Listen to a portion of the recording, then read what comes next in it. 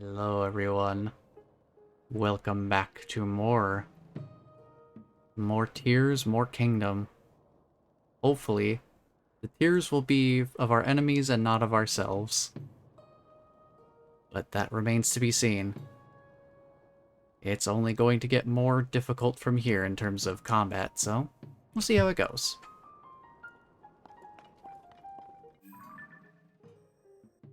Now, our next order of business, if I recall, since we just got the tower for Gerudo Highlands, my idea was we're going to launch from this Skyview tower so we get the Gerudo region proper, like all charted, and see if I can track down, what was it, like two more? There were two more of those dragon tier locations, those geoglyphs that we needed to find. If I remember correctly, let me do my good old-fashioned count here. Let's see. A 1, a 2, a 3.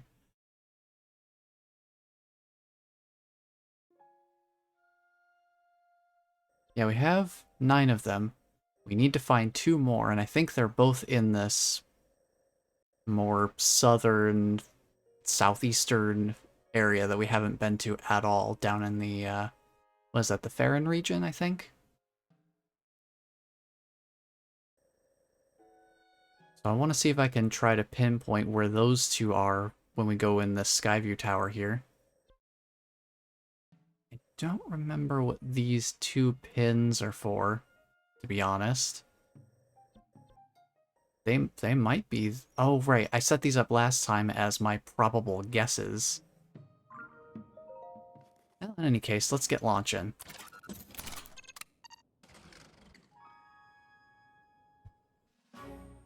Let's get up in the air. Get a bit of a bird's eye view on the whole situation here. Well, there's the desert.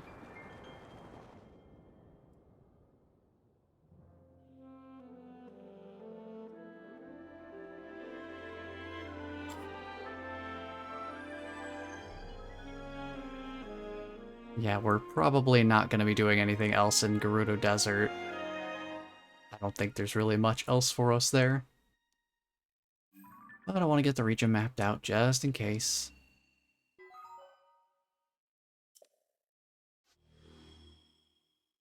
No sense in just leaving it completely blank.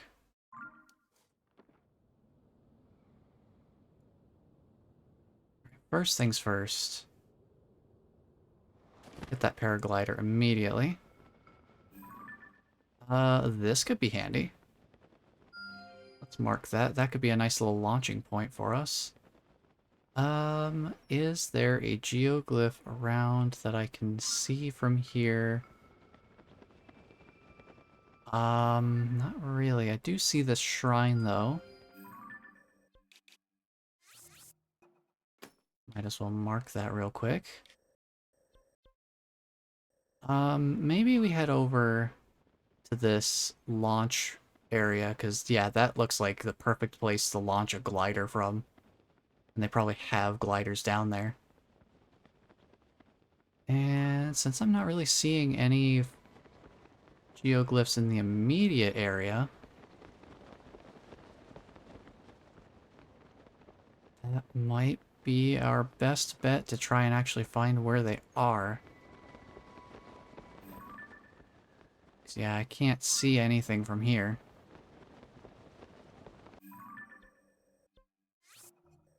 I'm gonna get rid of these pins. Those were mostly for demonstration from last time. Was this a Skyview Tower? Oh, that's a geoglyph. Oh, that's one of them. Oh, I did have it marked on my map. Okay, so that's one of them there.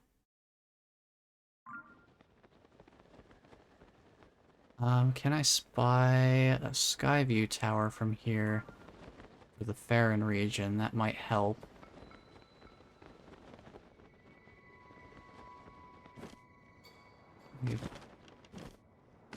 Get down here. another shrine. Do I have that one marked? I do.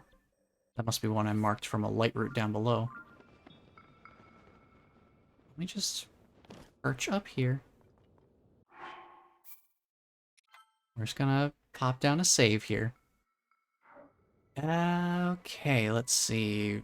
Is there a Skyview tower that I can see from here? The clouds make it a little bit difficult to look around. I don't see anything immediately visible, at least. I know that one of the Skyview towers is... Oh, that might be it there, huh? That might be it there. Let me place that. Where is the blue marker? Yeah, that looks like a Skyview tower down there. Yep. So we got that one there. This is probably one. And then this one is definitely Skyview tower. I think that's toward the top of Mount Lanayru up there. Probably won't need that one. Maybe.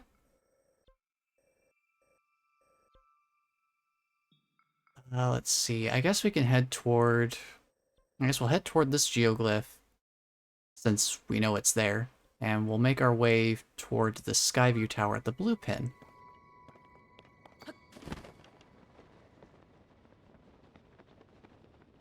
Gosh, I love having a plan. Having a plan is very helpful.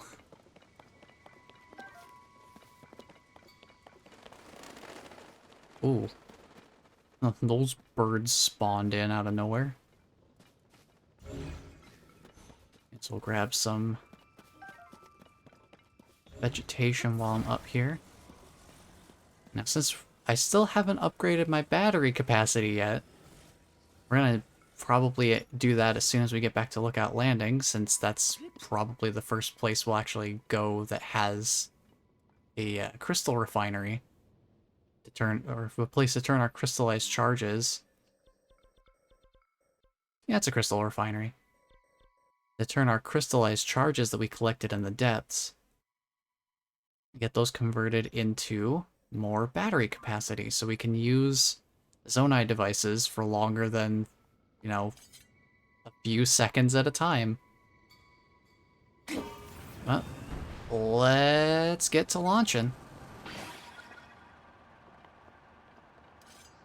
Alright. Disengage the fans. And let's see, where is that geoglyph at? I want to see if I could try to find where the actual dragon tier is located on it. Shouldn't be too difficult to find. These guys are fine. They're not going to be a problem. I'll lean a little further to the right. A little bit further. Just do a gentle bank to the right. I don't know why it's, like, having so much trouble.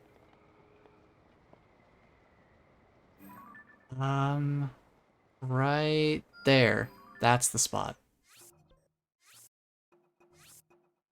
That's our dragon tier location. And our glider is just about to run out of juice here.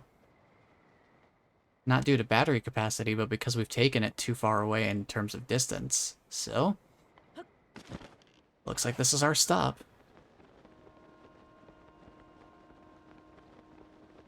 I mean, that works out pretty perfectly. Takes us basically right where we need to be.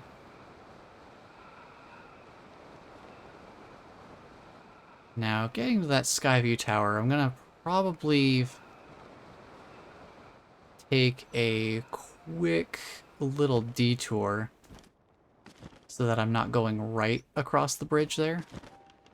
I'll probably head around, like, the outskirts of the Great Plateau there.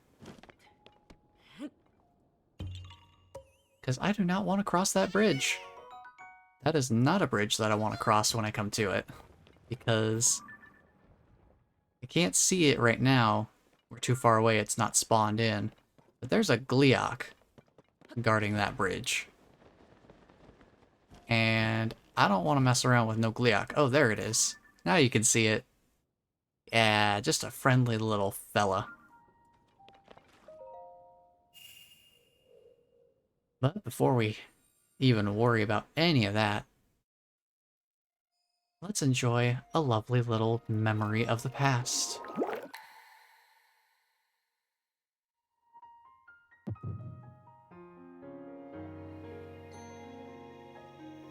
Here we go.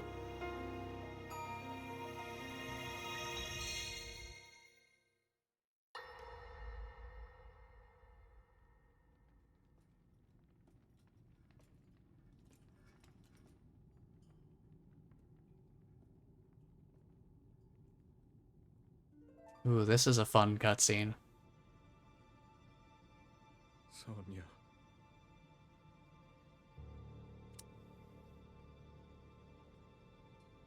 Fun as in it starts to get a lot more serious.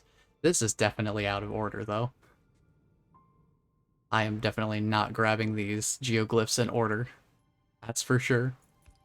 King Rauru, before you face the Demon King tomorrow, there is something I must tell you.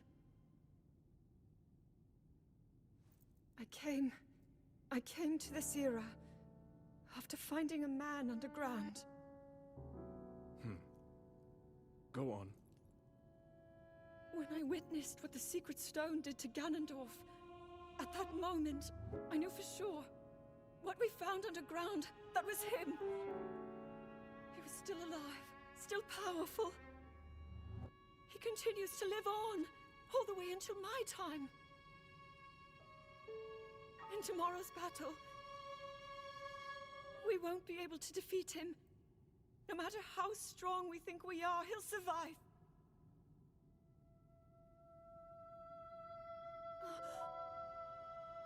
And you will.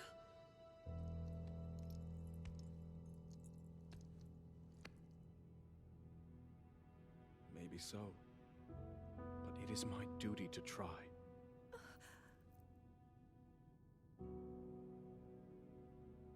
It was my hubris that set us on this path. I must atone for my error in judgment.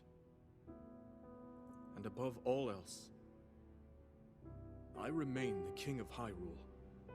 As with any leader, it is my duty to safeguard and protect my people, even if I must risk my life. Rauru.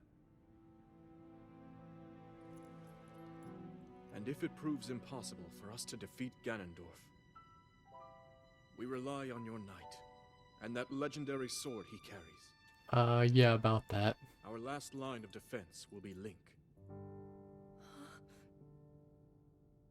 But remember, that was a future where you never appeared in this world. And you are here now. Zelda, I believe there is a reason you were sent to us. It has to mean something. Oh, it does. We'll find out about that later.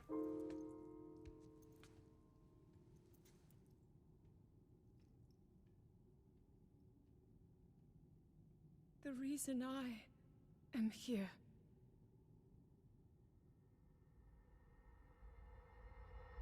And certainly there is a reason.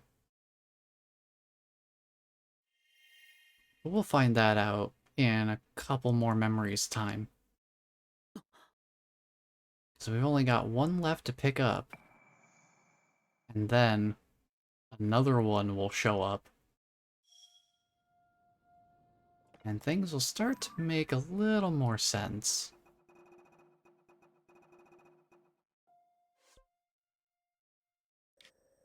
Let's see.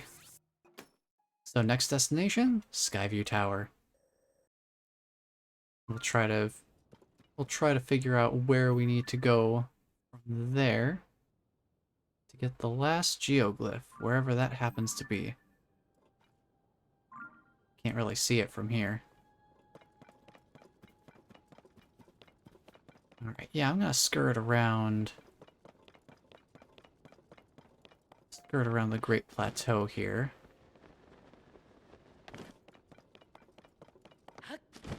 That way I don't have to deal with the Gliok guarded bridge.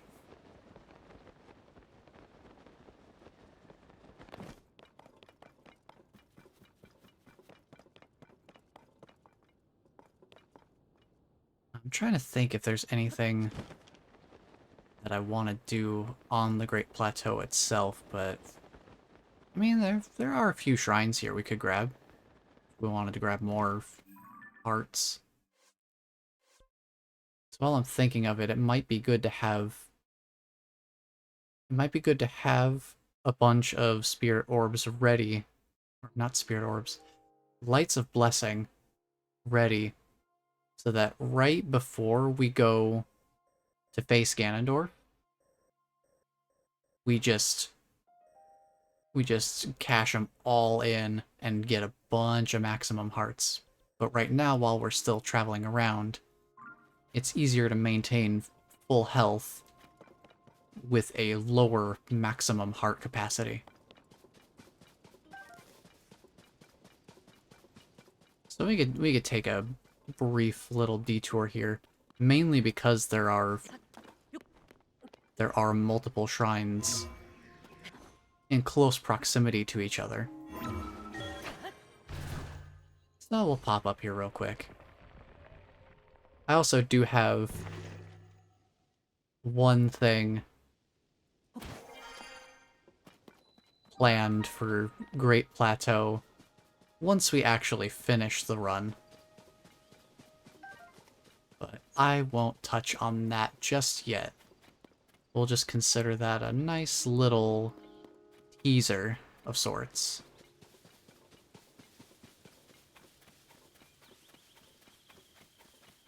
Yeah, we will be coming back to the Great Plateau after we have completed the run, just for one little extra bonus thing that is, you know, completely unrelated to the run itself.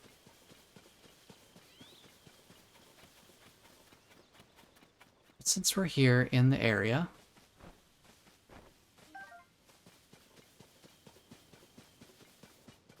we'll just grab a few shrines. How many lights of blessing do we have right now? We got 2 of them. Trying to think, maybe we just grab a couple of the shrines that are here.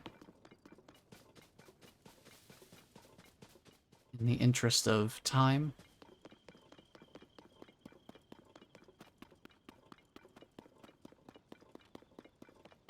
May as well grab some Korok seeds while we're here too.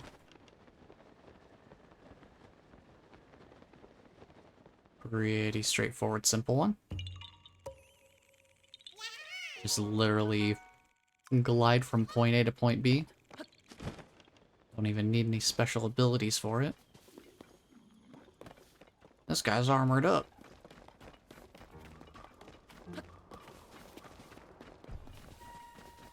I'm not gonna worry about him.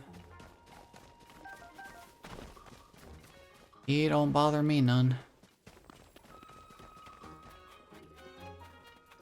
I believe one shrine is over here in the forest. I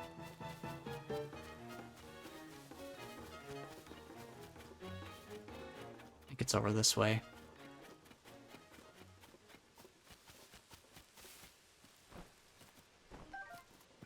Grab some butterflies while we're heading through.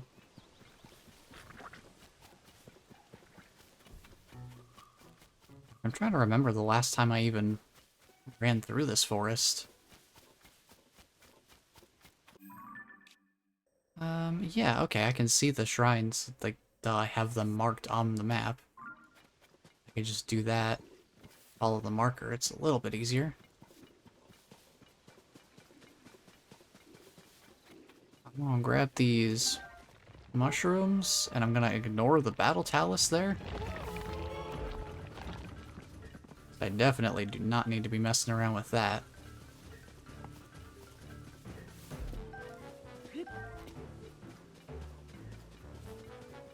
Oh yeah, I forgot. Now that we have auto build,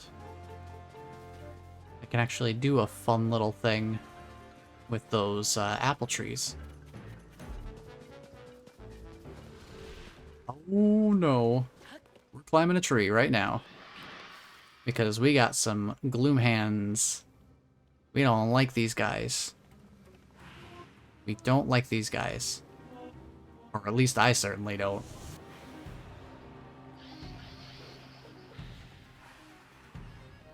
Cry about it. You can't quite reach me. Get out of here. Nice thing is, they leave behind it. They leave behind some dark clumps when they leave. So even if we don't fight them, we still get a little bit of something. Just for having lived to tell the tale. How's my weapon situation? Oh, I could use some. Have a couple of empty slots there. So let's grab this shrine first. And then I'm thinking the other one we'll grab will be in... Well, we might be able to just pretty easily reach the other two that are in the snowy region. Alright, force transfer.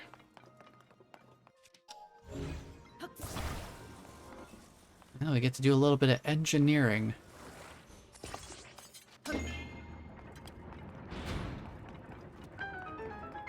Simple enough. Let's see here.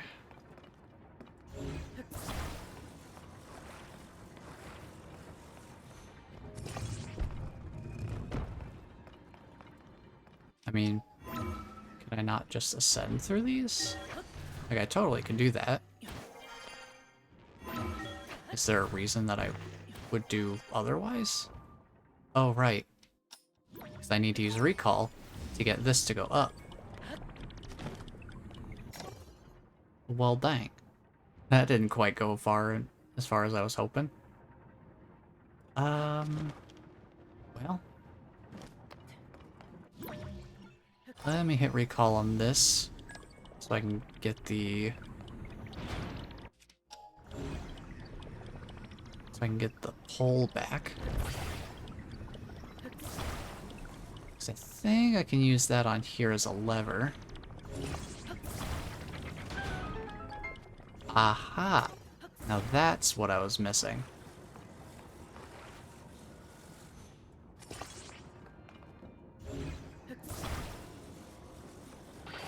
Problem wasn't the method, it was the materials at my disposal. The problem wasn't that I tried to use a stick. The problem was that the stick wasn't long enough. I do also love that I can just basically fish the chest out by sticking it onto the end of the pole. That's pretty fun.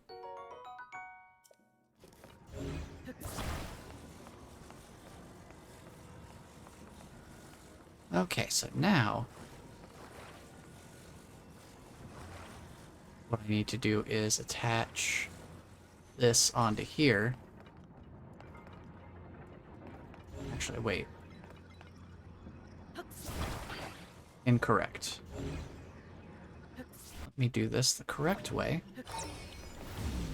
Because there's like a longer piece.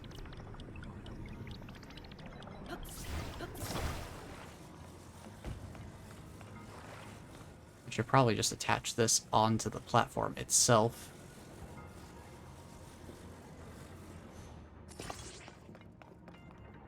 So that when the long piece does come around,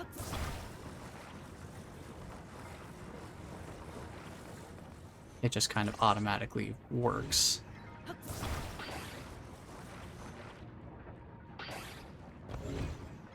It's not letting me do this through the gate here very easily. Try that. There we go.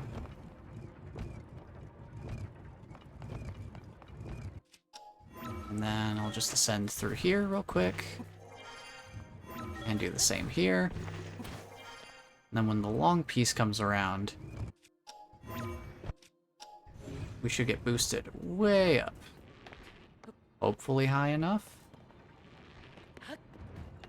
Dang, just barely not. So close, though. Like, just let me up. Grab it with your hands, Link. Grab it.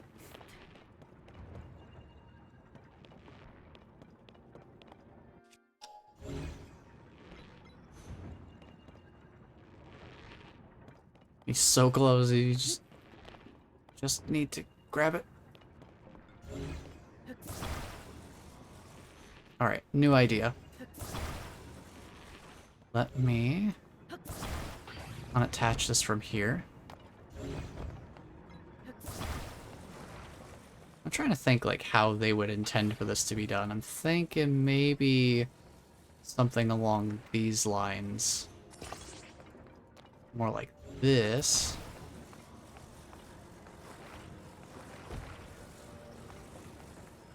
So that then when the big piece comes around, do it from this angle so I can actually see a little better. Hang on.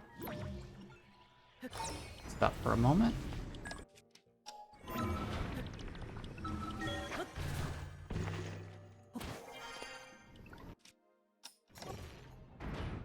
Disable the recall so that this doesn't break entirely. Let's see if this works. Yes, much better. That seems like the intended solution. Wonderful. Well, that one was a little bit of a thinker.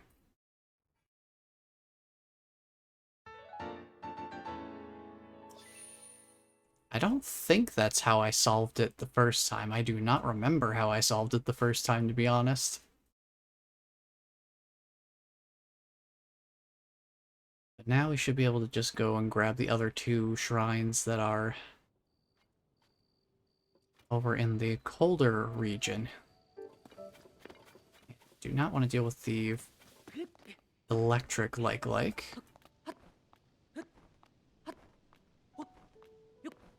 Just get ourselves up here.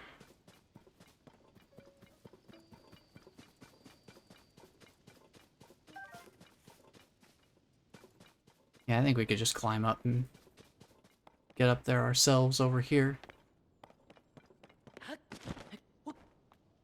Should not be any problem.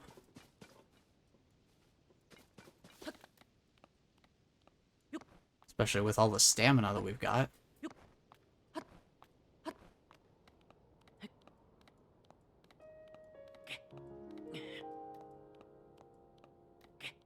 Even just one piece of the climber set, it definitely has a noticeable difference on the climbing speed.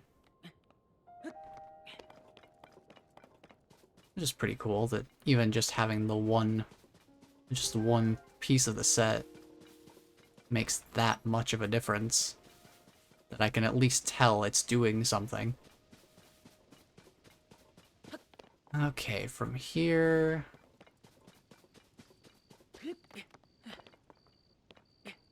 What I want to do is recall into the sky with this piece of Sky Island, which I don't think we'll get quite that much height out of it. To be able to see what's on this one, at least. Yeah.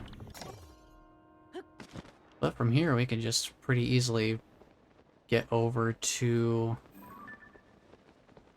I guess probably we'd want to go to this shrine first, because then I can glide down to the other one.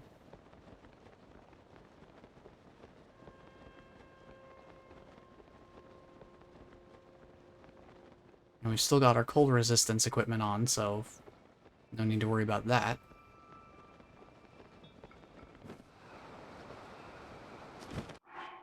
Do need an extra little bit more, though. Unfortunate that I only have one piece of cold resistance equipment. But, you know, that's what food items are for. And we can always make more of those.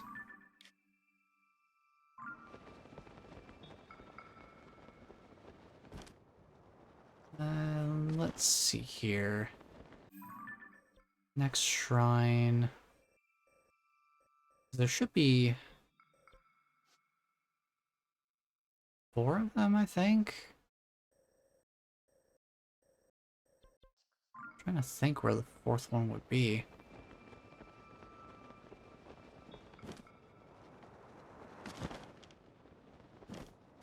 Well, at least there's a weapon here. And a Korok.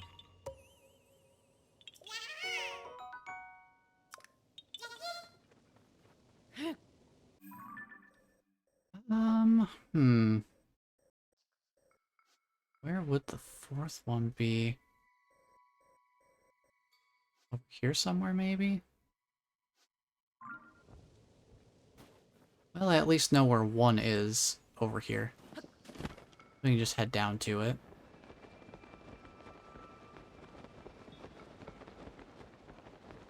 Yeah, I guess that last one is kind of like more over that way. First things first, we need to go here. Because behind this waterfall, there's a funny little cave with a funny little shrine.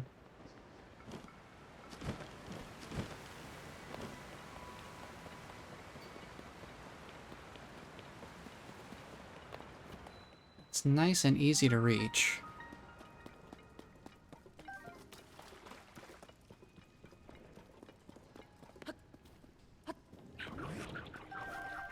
Well, I suppose, relatively speaking, we do have to deal with a standard issue like here. And Bubble Frog. May as well grab this guy while we're here. I honestly don't know if we'll ever get the chance to cash those in. But if we do, we might get something out of it. I just need you to attempt to eat. And then I can just run by, no problem. Doesn't get much easier than that.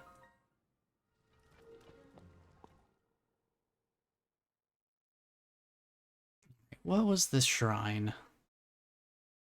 What do we have in here?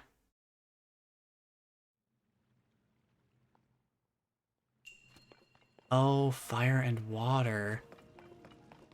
Oh, this one. Oh, I remember.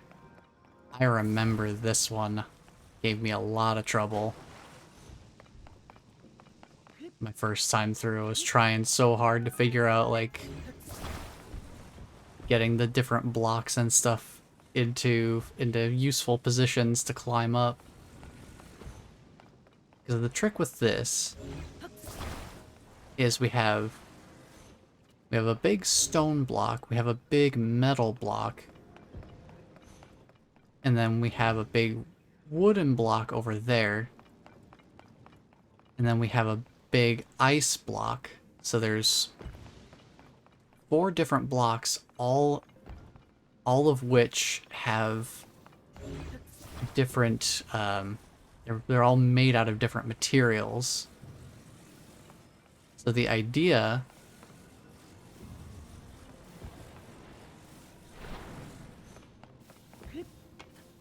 is to use all 4 elemental, like all 4 different material boxes to get up to that ledge where the Light of Blessing is. Just get myself across the gap here.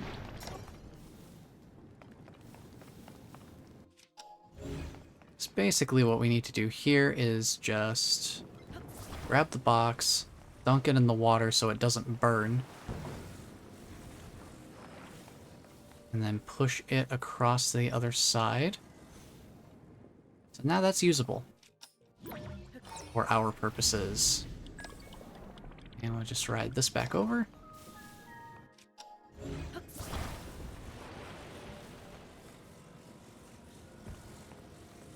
Let's see. And then here, we just use one of the non-flammable blocks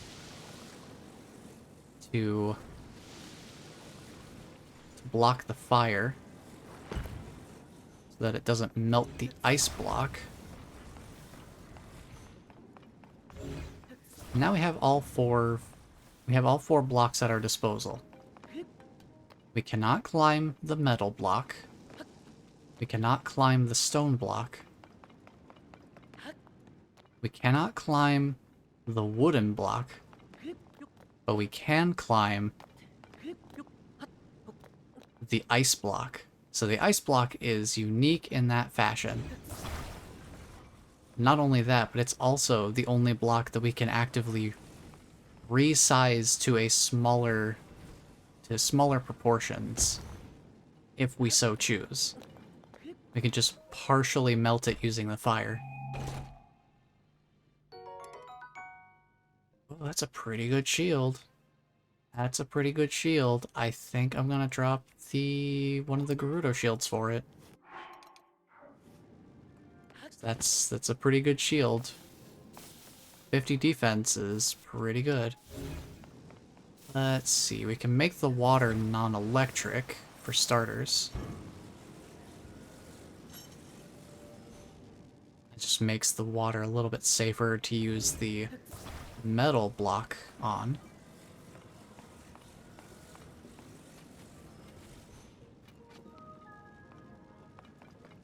Let's see. We can use the stone block here to make sure that there's no fire happening.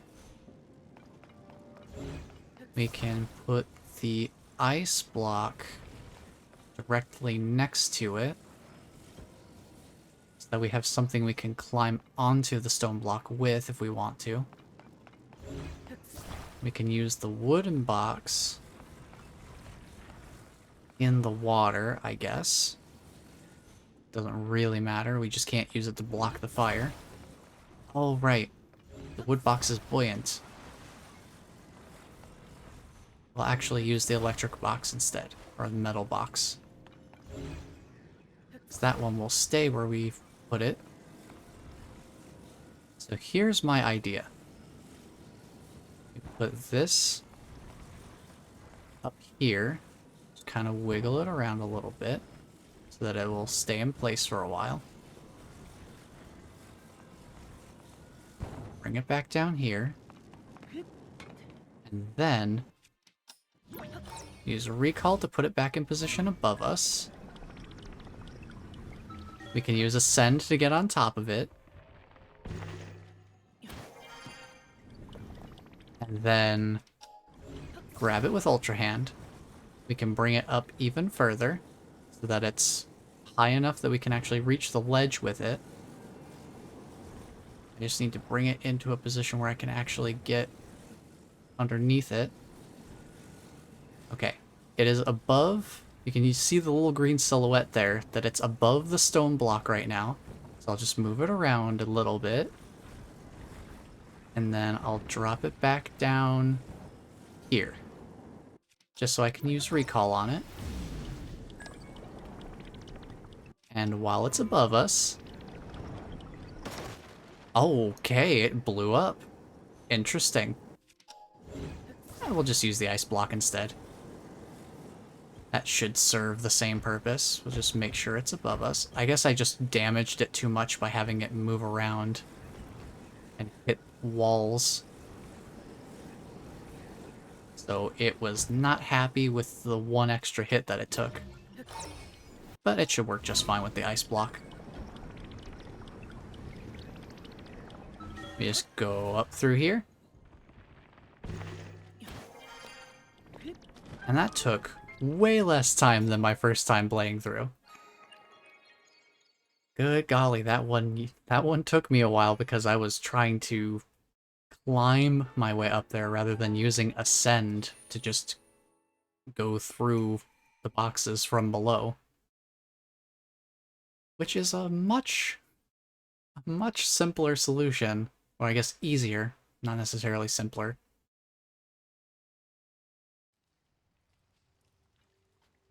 But that does solve that problem. So we can get rid of this pin. And I guess this one too? Oh, right, the other one's at the Eastern Abbey. That's probably, yeah. The shrine's over here. For some reason I thought there were two of them in the snowy area. We'll go grab the one over here toward the Eastern Abbey, and then Skyview Tower after that.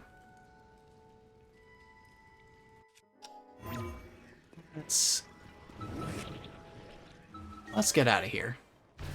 First things first. We are going to be in the cold. We are going to be in the cold for a little bit. But thankfully, it's not unbearable cold. So we can be out here with one piece of protective equipment just fine.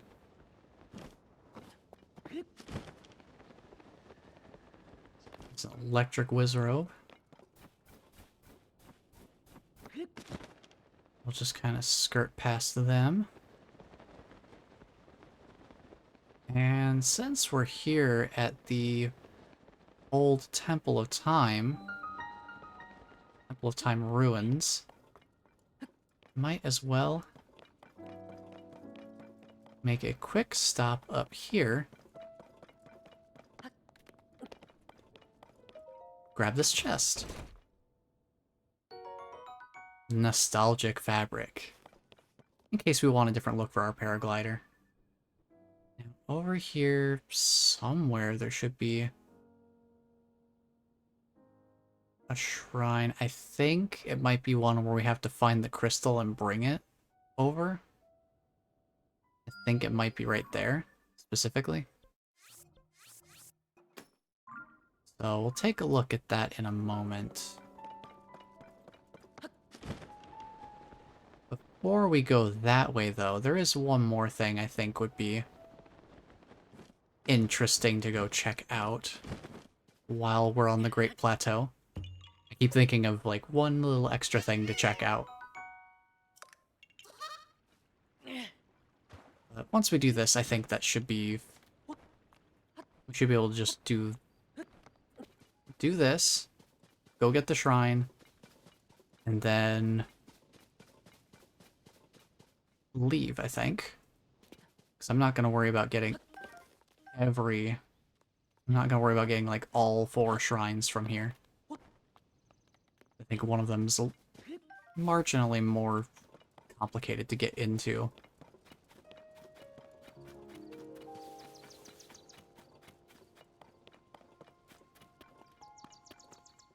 We'll head back up here. May as well grab some Hylian shrooms along the way. Won't say no to more ingredients.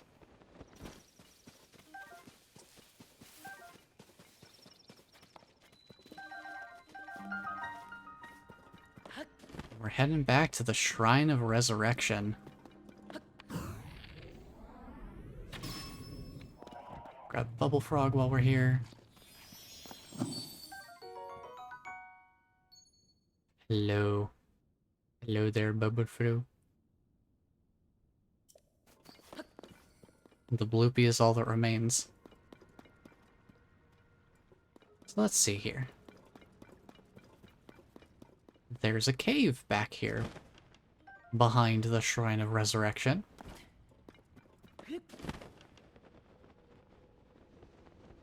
A nice cozy little Yiga clan spot. I'm not picking up that banana. Well, I guess maybe I have to pick up the banana. This guy is hiding for some reason. I wonder why. I mean, this room seems friendly enough. Why could there possibly be any concern? Ah, the noble swordsman scrounging for scraps. You fell for the oldest trick in the books. Oh no, it's Yiga clan. I still get to keep the banana. It's one.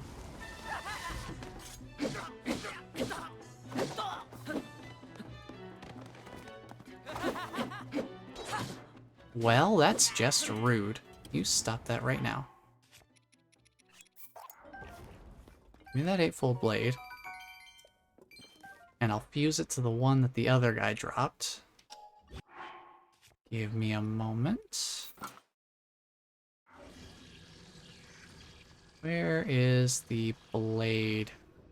Did he not have one? Was it?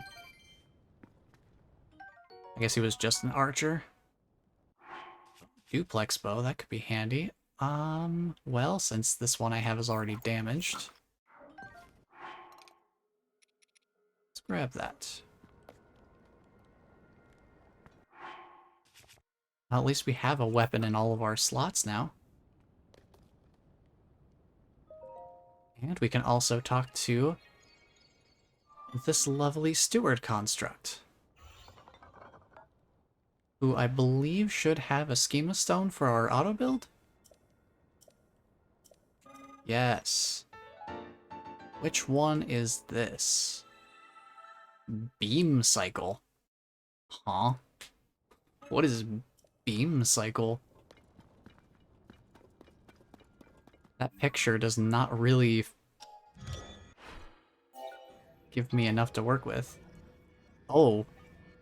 Oh, it is a motorcycle with a beam emitter attached to it. Interesting. That's kind of fun.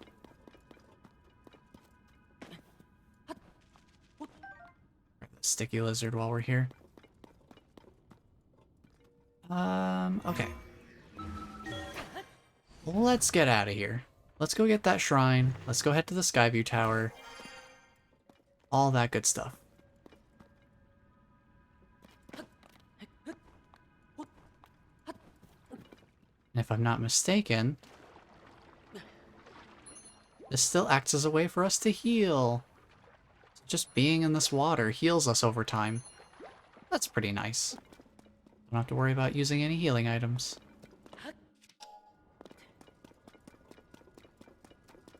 Very handy indeed.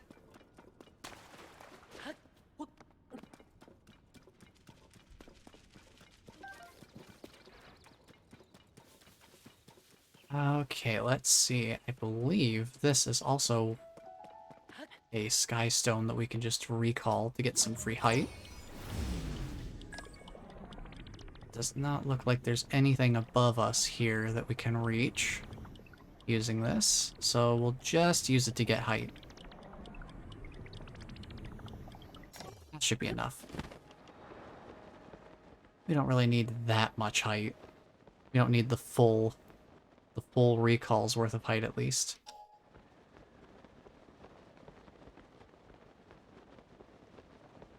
Yeah, it's kind of fun stopping back at the Great Plateau and seeing all the old familiar locations getting switched up a little bit. There's much more of a Yiga clan presence here, as you could probably tell by the fortifications off in the distance. Those were not there in Breath of the Wild for sure.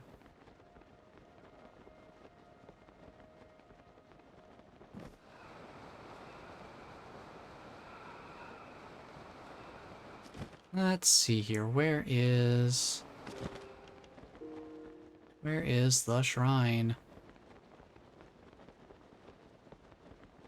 Should be in here somewhere, I would think. Or at least it was. Oh, right. That was the gimmick with this place. That's why I don't know where the shrines are.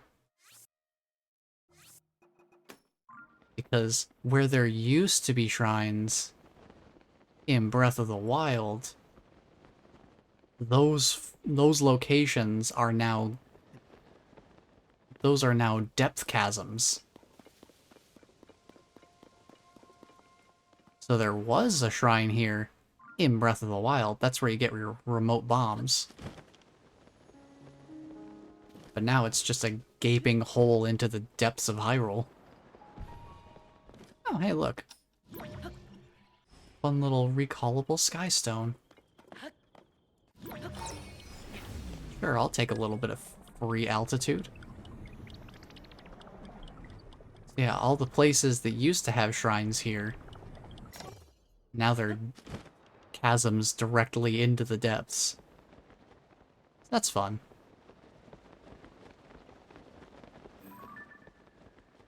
Let's see.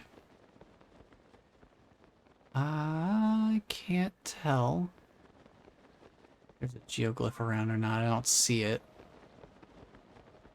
That Skyview Tower is our next destination once we get this shrine. So I think we should be able to... It shouldn't be too complicated to get into a shrine here.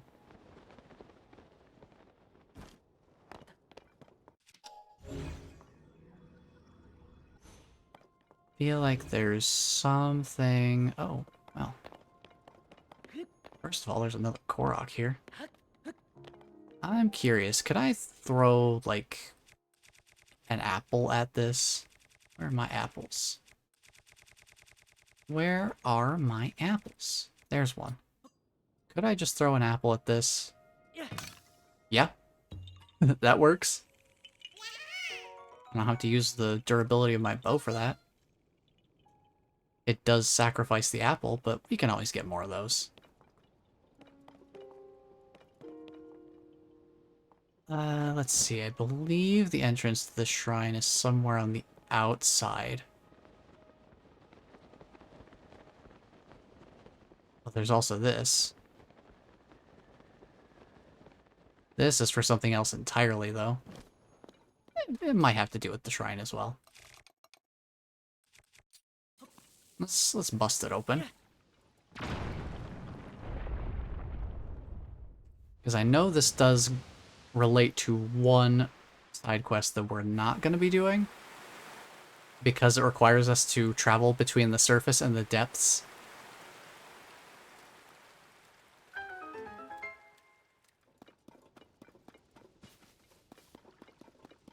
Also, gotta save the fish.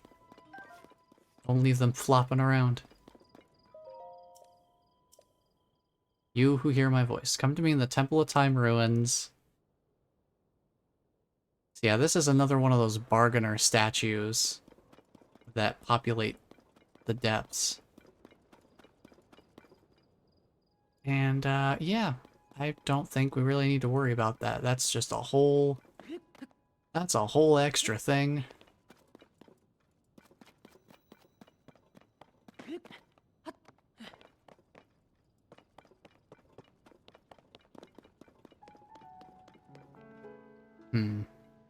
I don't remember how to get to this shrine, and I don't think it's really worth me trying to kind of poke around and remember how to get down there. But I got to show a few extra things around the Great Plateau here. That's always fun.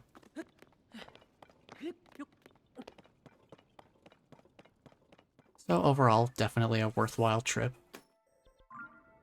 But now, it's time for us to head to a Skyview Tower. I'm trying to think. There is a stable over here.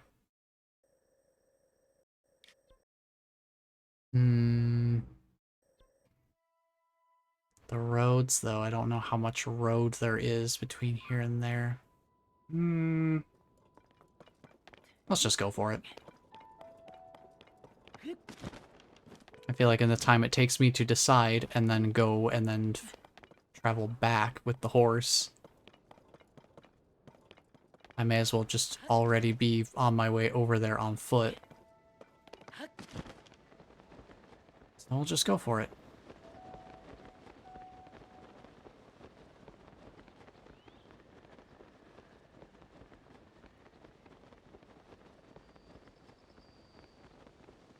You know, in a certain way, I do kind of miss the Guardians.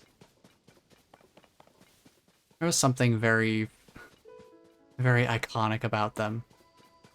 Just having these, like, big, hulking machines. Just kind of stomping around. And then hearing the unmistakable first few notes of a very panic-inducing piano piece. Just be out exploring Hyrule Fields, and then all of a sudden...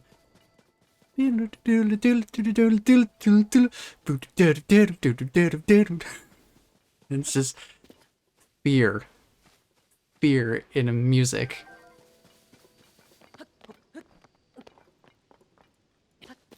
And it's like after the first maybe couple times that it happens, you learn to recognize when problems are about to occur.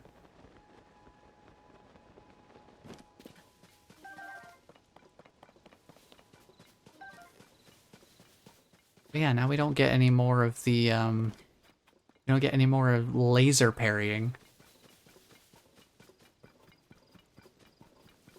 I don't know that there's really any enemies in this game that perform a similar type of attack that's, you know, more or less like the laser that the Guardians used to shoot.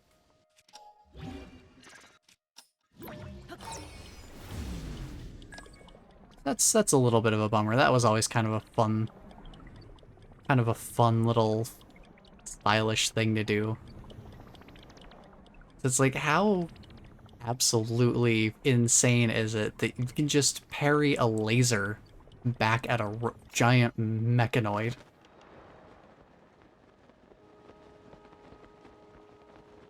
I think that's impressively cool spectacle, if nothing else.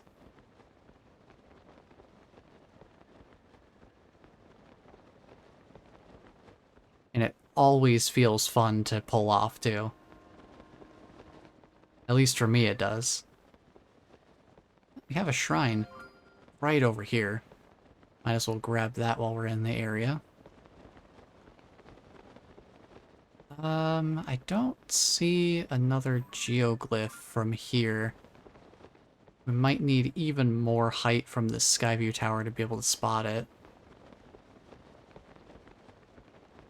I do have a feeling it might be all the way over in the Lanayru region, though. Oh, actually. Yeah. Yeah, probably.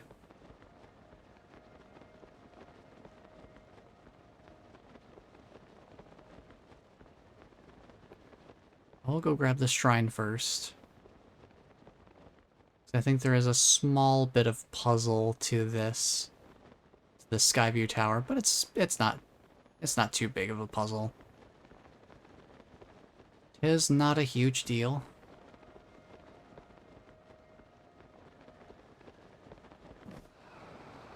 We'll grab the shrine while we're here. Like I said before, we can always be stocking up on Lights of Blessing. This also should be like the easiest Addison sign, so we can grab a little bit of free money here too. And a food item, I think. Wonder what kind of meal we'll get from that one. We'll find out soon enough.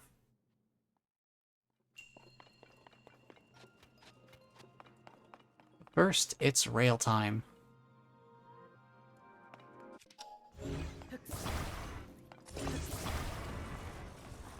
I wonder if this will work. I just toss it down and we'll see.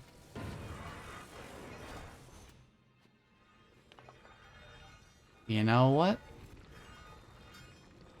You know, it works.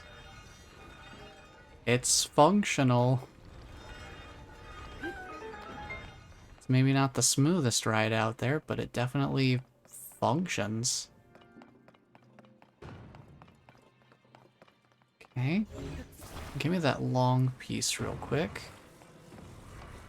We'll just go from here, we'll go up, and then over, and then back, down.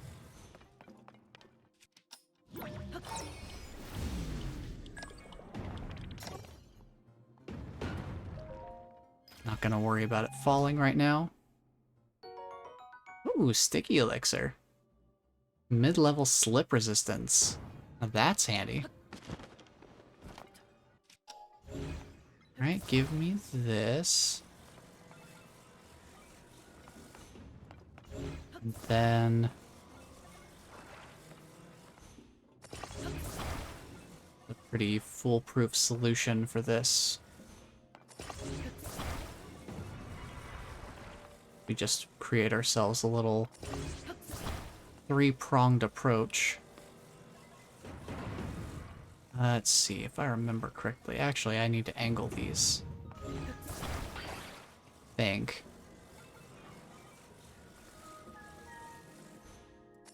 Just a little bit.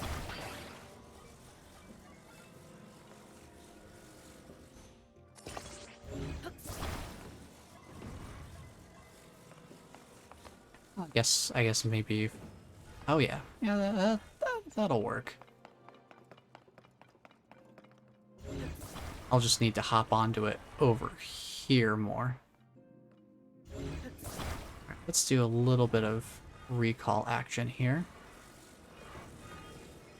I'll move back and forth a little bit, just in case, but we are all good here.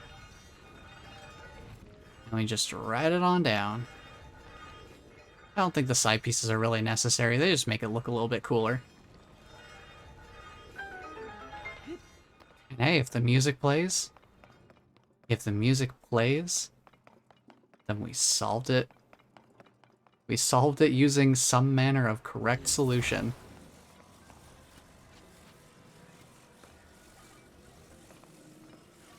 Alright, so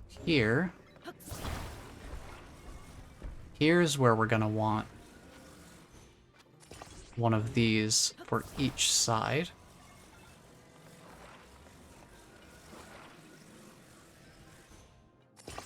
And this is the one where we want a three-pronged solution. I may have been just a little premature. Oh, that one did not attach in the correct spot. Hang on. There we go.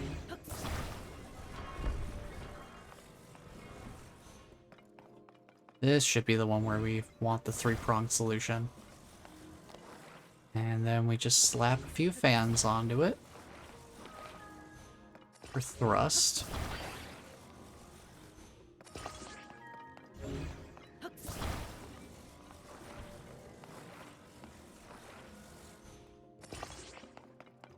And then we should be able to just go.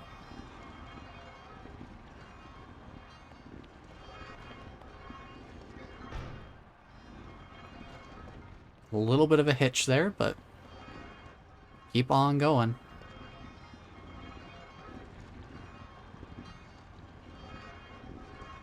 All the way around. It's like a roller coaster. Build up and up and up to the top of the hill. And then the big plunge. Whee!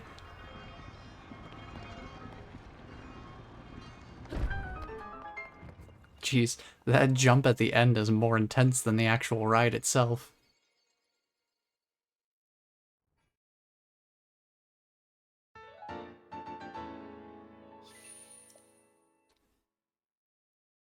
But now we're starting to pick up some excess Lights of Blessing in terms of we have more than we would need for a single upgrade. So I'm basically, at this point, just gonna hold on.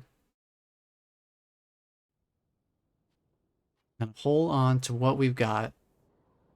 Doesn't make a difference if we make it or not. We've got each other, and that's a lot.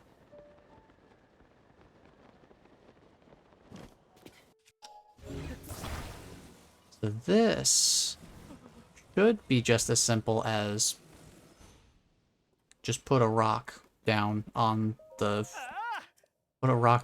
plank. Literally the easiest sign possible. It's just put one rock down and problem solved.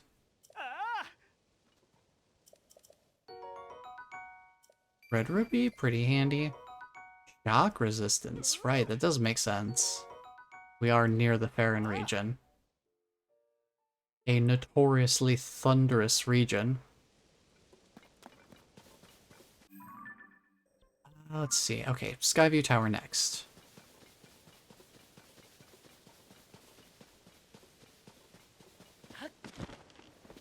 So yeah, no more heart container upgrades until we are ready to approach fighting the Demon King.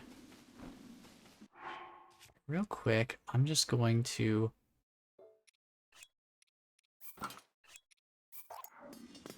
drop this. And I'm glad I could do this without drawing their attention. They didn't hear a thing. Oh. I'm taking that honeycomb boomerang. Thank you, goodbye. That's all I wanted. I just wanted to grab one of your weapons. Don't even worry about it.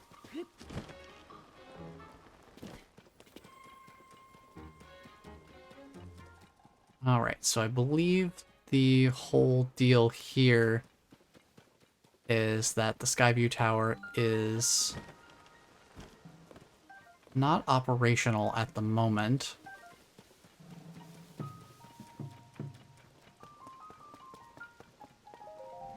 Yeah, the terminal is on the fritz. But we also have this well over here. And it sounds like somebody needs our help. Let's see what's going on down here. Alright, let's see. What do we have for weapons right now? I don't know why they put a honeycomb on the end of a Lysel boomerang, but you know, it's an inspired choice.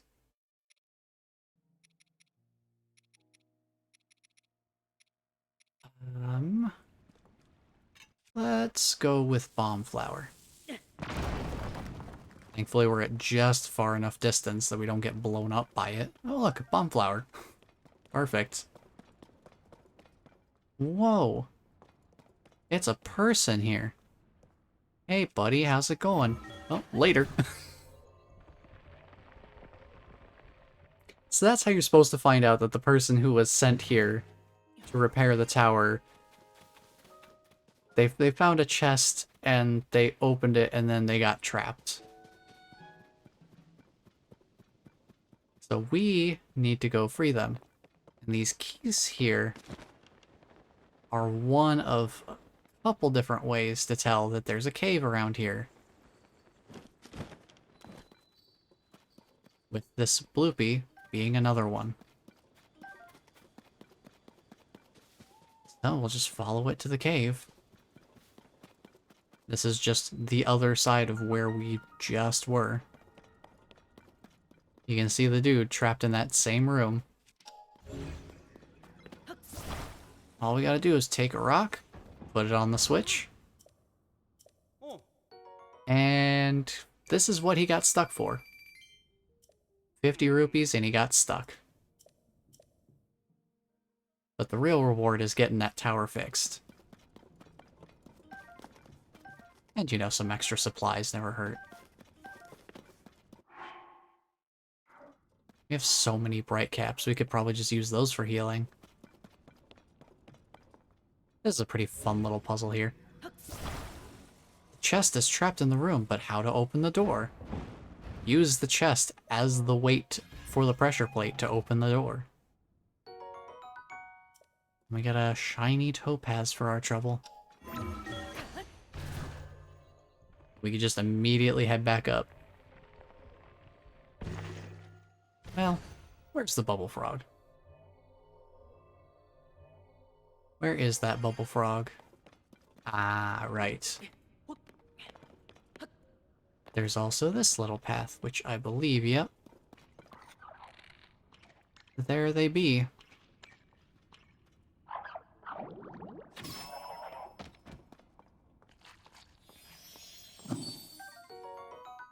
Grab them while we're here. Now we'll head back to the surface.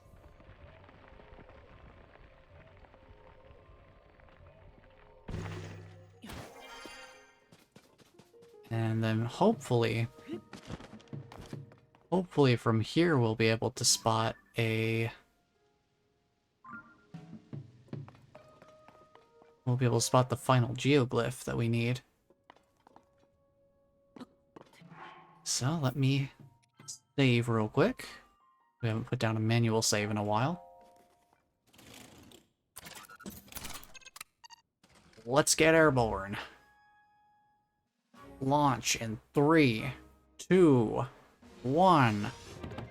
Blast off! Wah!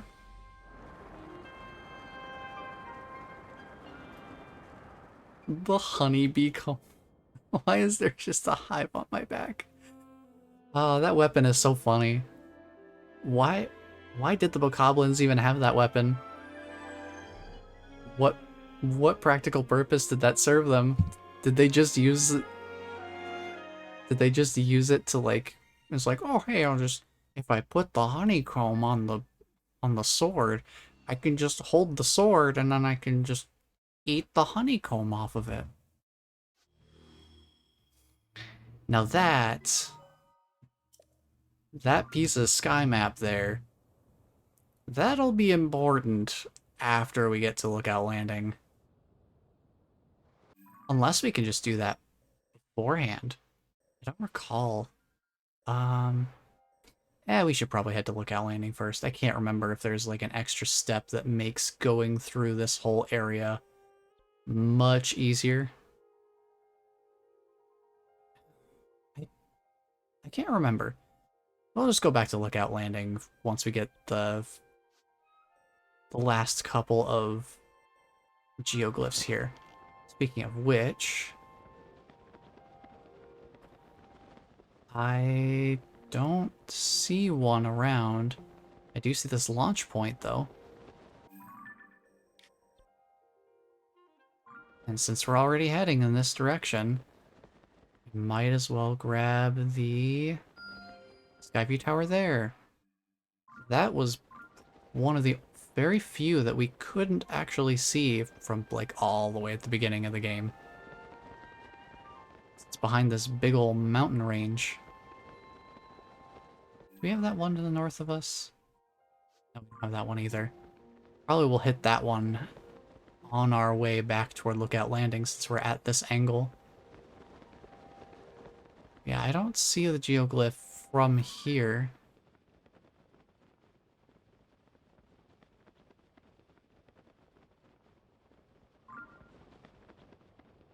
So we'll use this launch area. Oh, you have rockets. You have rockets. I kind of want one of those. So what if I just... Can I borrow one of those? Thanks.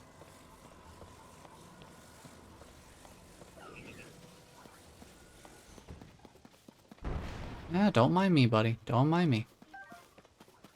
Just grabbing a rocket. Just gonna strap it to the back of the flying machine here. We can get a bit of a bigger boost to begin with.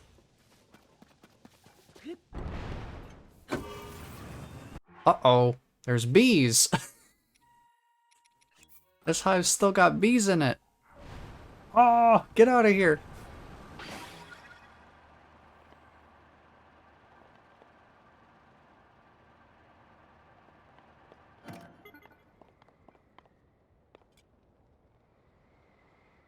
We'll just glide our way toward that Skyview Tower. And if we happen to see the geoglyph along the way, that would be pretty cool.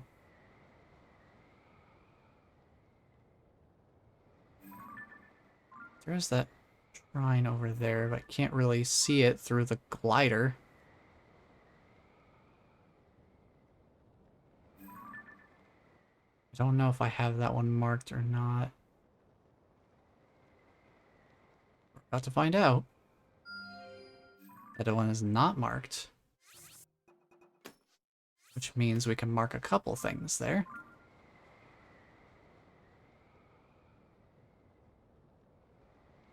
Oh, there it is. The geoglyph, yeah, all the way at the southern area. All the way over there. Also, our glider's about to run out. But that won't be too big of a problem. And also, since we have the Zora armor, we can actually go up there. But I think only when it's raining happens to be raining while we're over here, we can use the Zora armor to climb that waterfall. Get all the way up to that sky island up there.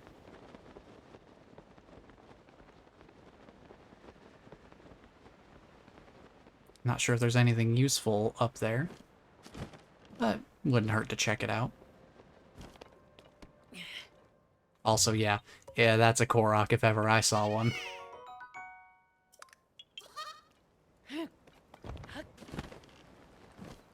Grab a bunch of water fruit. Oh, shock fruit, actually.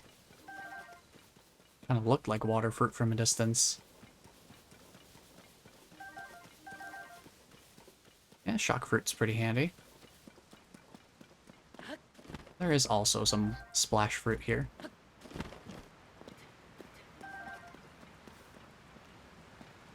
Oh, actually, we have the right conditions.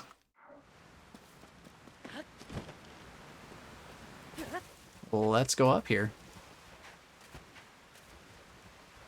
Because the Skyview Tower is basically just right below here. So it's easy enough to just... It's easy enough to just dive back down to get it. Oh, there's a sneaky river snail.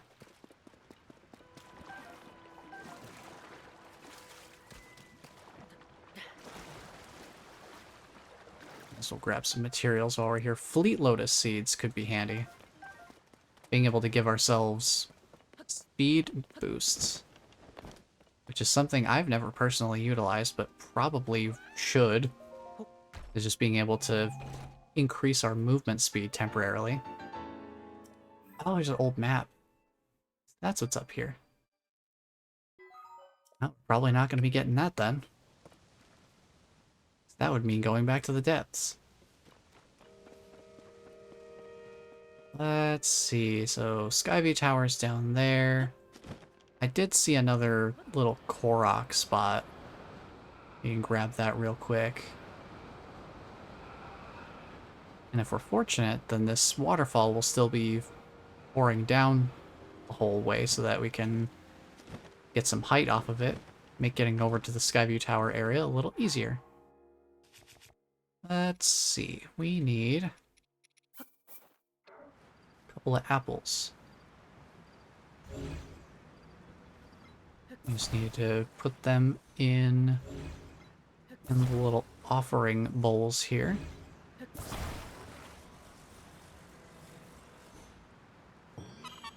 And we get another Korok.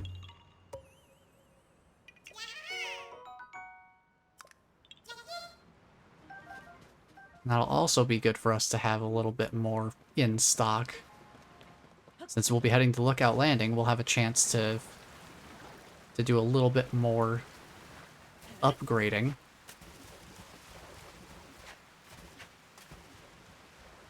What to upgrade, though, is an excellent question.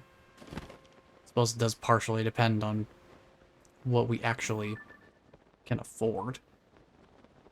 Let's see, they probably would have the dragon tier close to the end. Well, actually, I think that's where it is, right there. So let's edit this. Let's just get rid of this pin entirely. I'll make it that color. Get rid of this one. I want to mark this one red.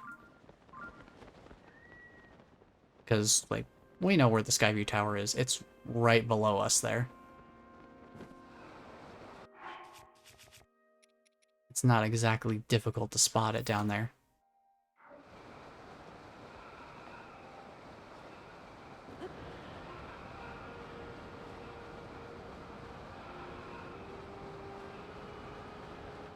Now, what was the gimmick with this one? Oh yeah, it's constantly raining in this region. Can I light this on fire quickly enough, though? Nah. So basically, the whole thing here is... it's constantly raining in this specific area, which means that fire is not going to stay, you know, It's not going to stay lit unless we can make a cover to protect it from the rain.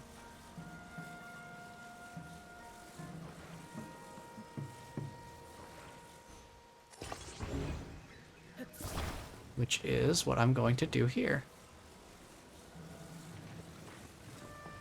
I'm just going to move back and forth to try and keep it in place. Because there is like a whole big long puzzle way you could do this. I am going to try to be a little cheesy with it. We'll see how well it works out. We just need it to be able to open the door.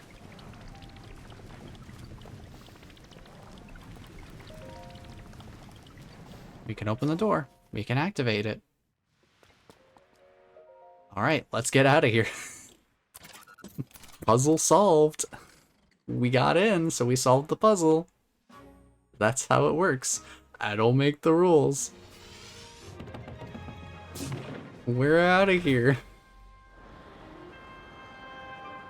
Yeah, that was another puzzle I spent a good amount of time on my first time through, because I'm like, oh, I'm gonna burn down all these thorn bushes. I'm gonna like set up all the different coverings to get it from point A to point B.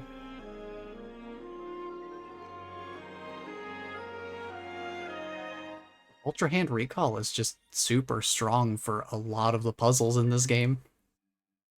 Just being able to move things along a certain path and then being able to have things automatically move in reverse on that same path.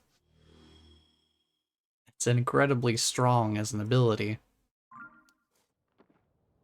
as I'm sure I've proven to some extent during this playthrough. Alright, is there anything particularly useful around here? A lot of springs. There's a combat arena, which I assume is for that shrine there. Which we can go ahead and mark. I don't think the Sky Island shrines, those do not correlate to light roots because they're not attached to the surface. So there is a distinction to make in that regard. Now we need to head all the way down here, basically right adjacent to Lurelin Village. So like all the way down here, all the way in the southern border of the world. We also got Eventide over here.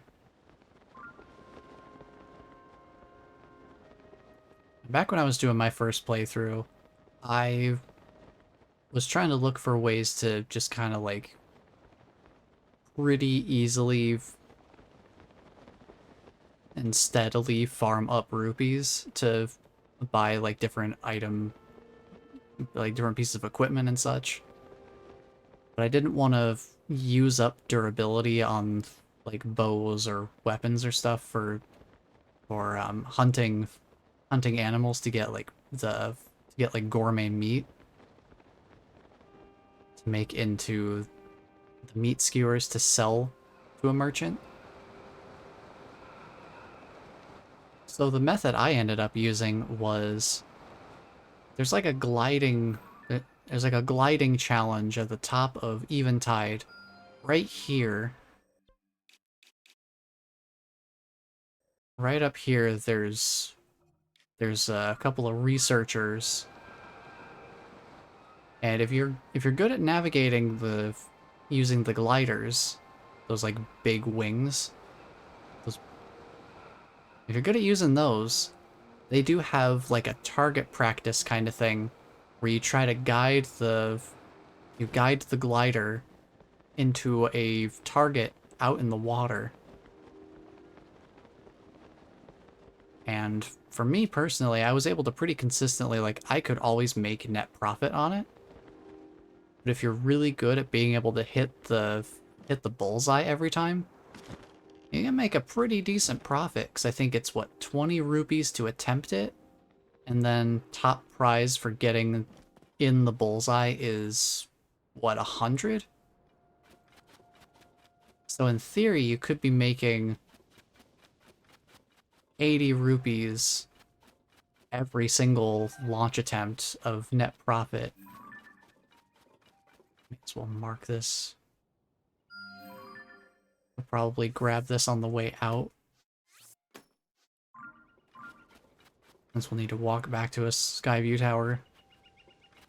Figured I'd just grab some of the mighty bananas while we're here, though. So we can make these into tack-up meals. I'm not going to grab all of them. I'm just going to grab the ones that are immediately nearby. I don't want to get too far off track here. Actually, we probably won't be going back that way because since this is the last Dragon Tier location, we're going to be heading to... We're going to be heading back to the spiral over here. We're going to be heading over here next. It would be very trivial to do so with fast travel. But we're going to basically be going up the entire eastern edge of Hyrule again. But first... in memory time.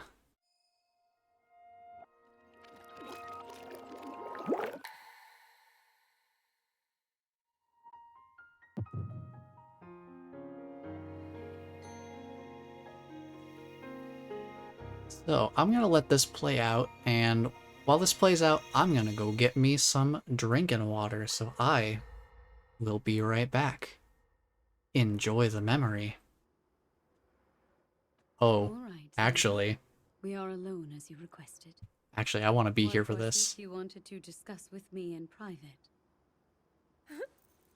You are far too trusting. Zelda, no! Oh my. I'm surprised to hear you say such a thing. That is quite out of character for the Zelda I know. No But kidding. then you are a puppet of Ganondorf. Did you really think we hadn't realized your deceit?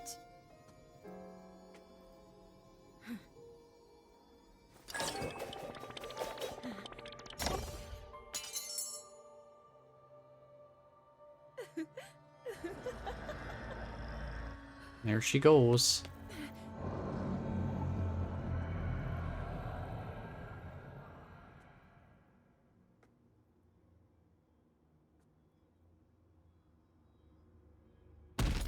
Oh, that is some savage framing.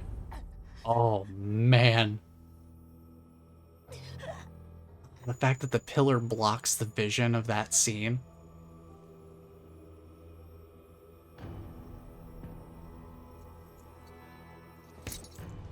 Oh, man.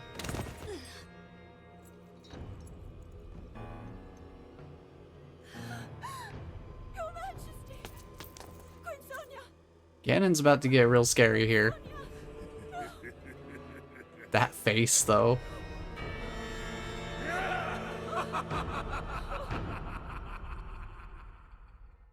And that's the memory. That's it. That's a pretty short one, all things considered, but oh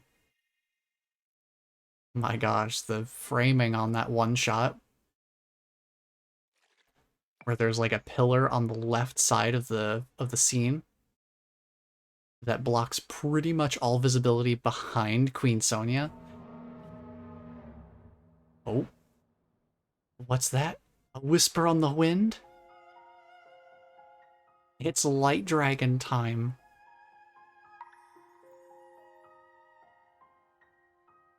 And one final tear.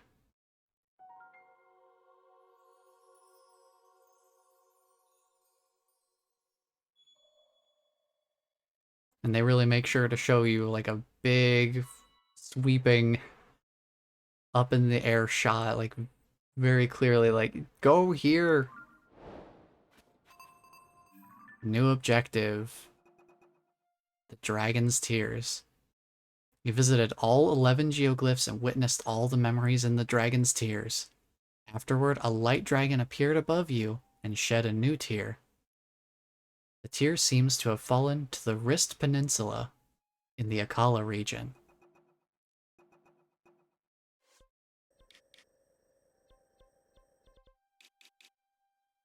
So yeah, like almost exactly where I have my pin set up. Yeah, we don't need the pin.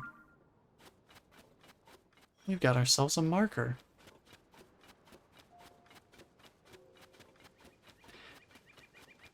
All right.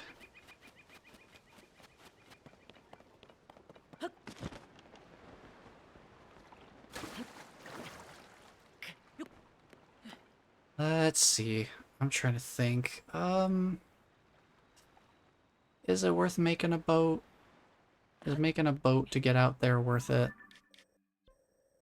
I think I'm better off just traveling by land. Oh, a traveler. And they need our help. Oh, never mind. I think that Bokoblin just like absolutely destroyed them.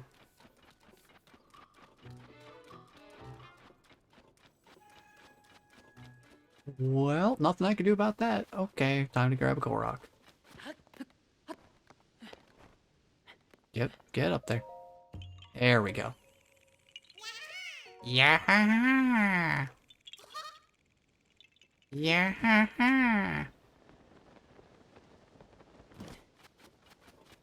Now, I have been thinking about going back to my original file and doing more of the Korok cleanup. But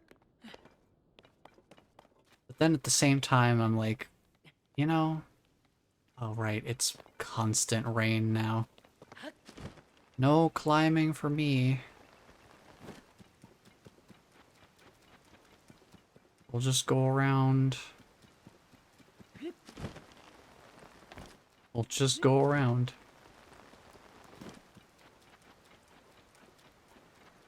Well, going around is a little bit more complicated.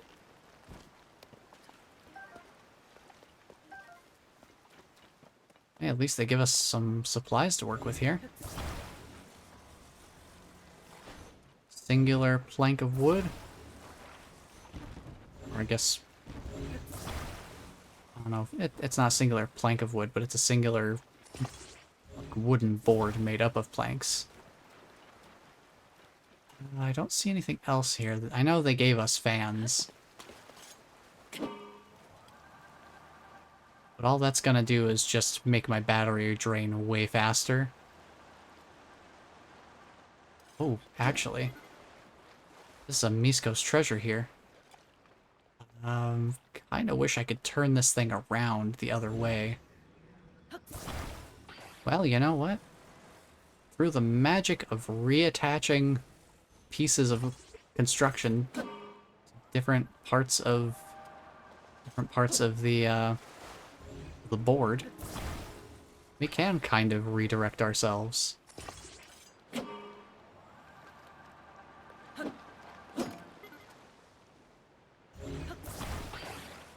You just have to do it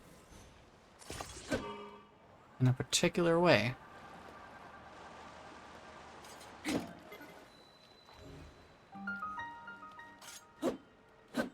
There's this cliff-based cave.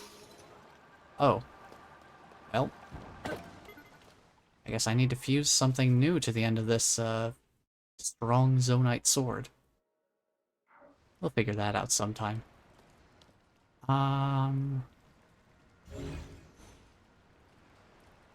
Trying to remember, I think the gimmick here is just that I need to use Ascend here, right?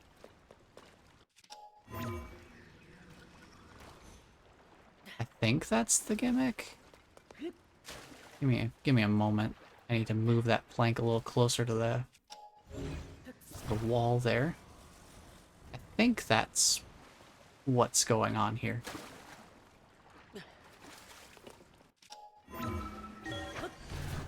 If I remember correctly. If I'm reading this situation correctly.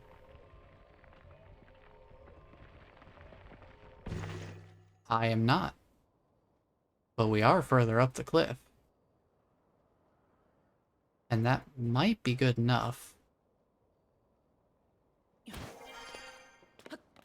Yeah, I don't need to stick around down at the water.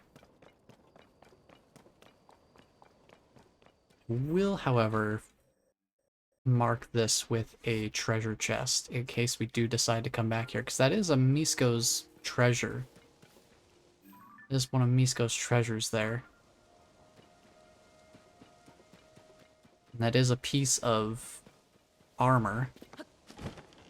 What armor set, I can't recall. But I think we'll be okay without it. Now, while I'm thinking of it, since we're going to be in the eastern part of Hyrule, we could go grab the final piece of the Fierce Deity set, or at least see if that's reasonable to accomplish. Because we could use the attack boost for the final battle.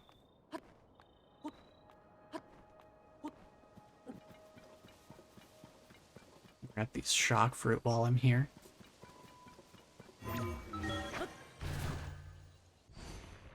We can at least go over that way and see if it's a pretty reasonable acquisition to go for. Or if it's going to be something we have to fight for. Because that's my main concern, is that it's going to be like, oh, hey, you want this final piece of the Fierce Deity set? Defeat a Gleeok, and it's all yours, pal. And I do not feel like fighting a Gleeok.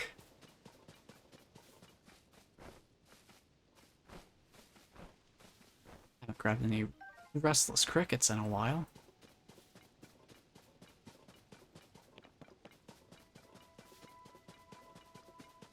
I'm not really familiar with this area. I haven't really been over here very much.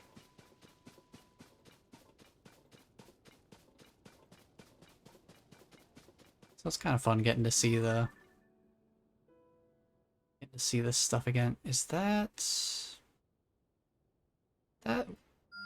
got to be different. That's oh. Oh, right. That's Hateno Village. I don't think we've been to Kakariko or Hateno Village on this playthrough. Oh. Well, while we're in the area, might as well grab a couple things. First things first. If we get to Hateno, we can totally just grab the shrine detector for basically free. Can we? I don't think I've been to Lookout Landing since we've been in the depths. I don't think Robbie's over here, actually. So never mind that idea. But hey, if we want to dye any of our clothes that we have, our very minuscule wardrobe that we have to choose from. We could also change our paraglider fabric if we wanted to. I don't usually personally care about cosmetics too much, so I'm not really worried about making use of those services.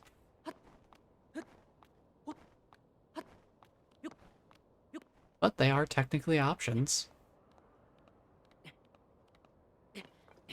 If we wanted to exercise our ability to use them. There's a Korok puzzle up here.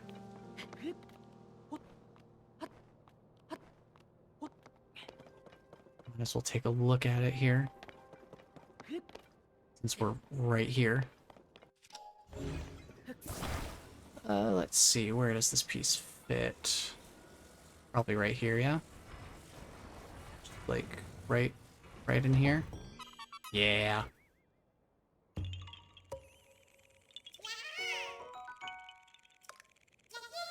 Nice, clean fit. I didn't even have to look at the other one. Yeah, we can grab another piece of equipment here. Grab another, grab a headpiece.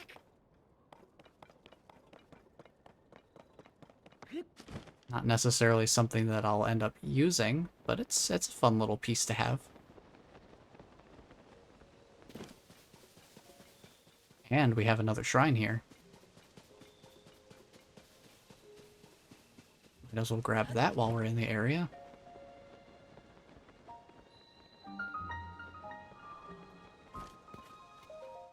Yeah, I'm not gonna do the whole quest line to get the CC brand hat. We're definitely not gonna be making use of that.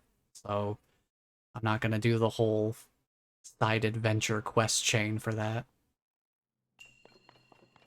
Scoop it out.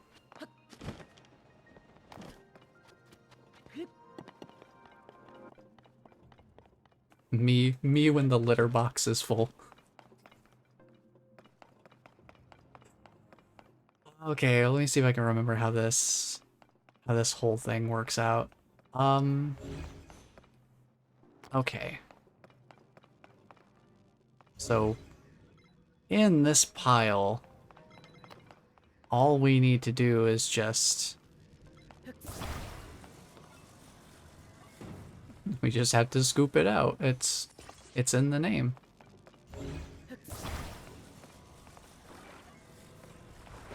Let's set up a bit of a longer one. And then let's put a shorter one. Actually, wait. Hang on. I think I remember how this one goes, actually. Let me remind myself of how this works real quick.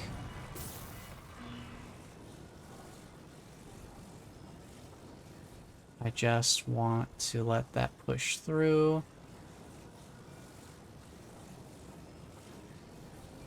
It's gonna push those around. But I want to attach this to the end so that it actually functions as a scoop. So recall. So that's a little bit lower. So I can make this attachment here. Oh, camera? Camera? Work with me here. I need to be able to see what I'm attaching to here.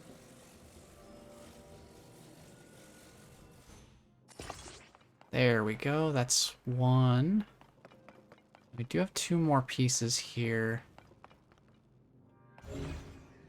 I am going to end up using both of these for the scoop, so probably what I'll do is I'll just use one of my metal weapons as a conductor to close to complete that circuit. But I want to attach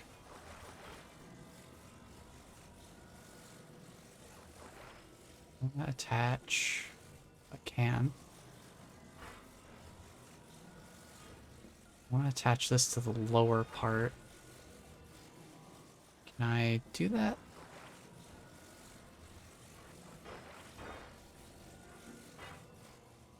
What happens if I attach that there? Eh, that works. I don't need to be super precise with it. I mean, if you look at what we're trying to scoop up here, these orbs are not exactly something we have to worry about being precise with. So let me drop this. Good work. Bridge the connection. And then so we can see it operating from the top.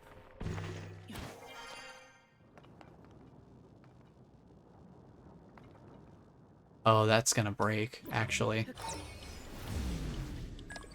Scoop's gonna break.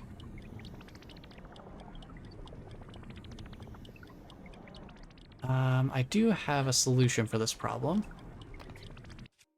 We just need to take this off, I guess.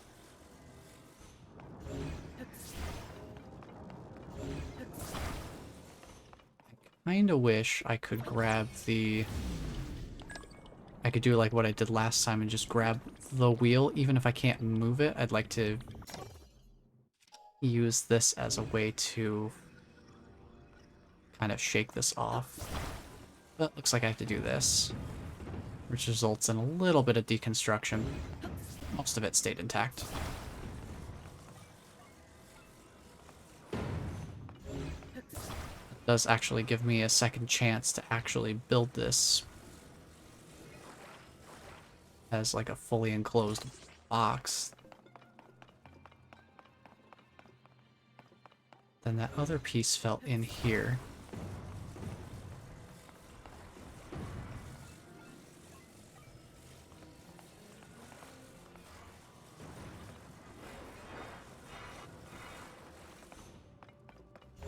I think we might be able to just attach this onto here. Kind of like we did before. Put it this way.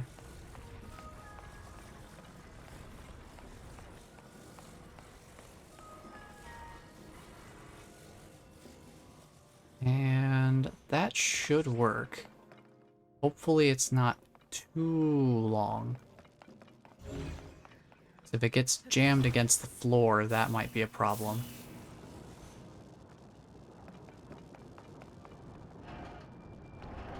It looks like it's going. It's scooping. Look at it go. It's scooping. Oh. We lost something. Oh. It was too good of a scoop. It was too strong for its own good.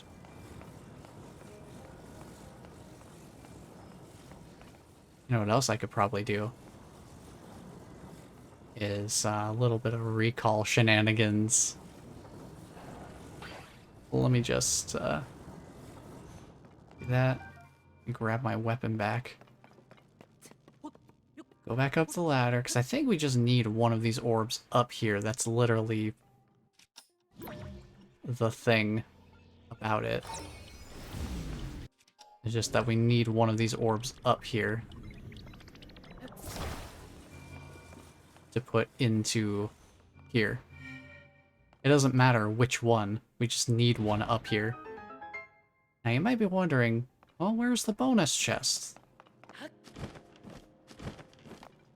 It's buried at the bottom of the pile. It's in the ball pit. So we just dig it out of the ball pit. Oh, a strong Zonite longsword. Actually, drop the strong Zonite sword and we'll just immediately fuse that together. There we go.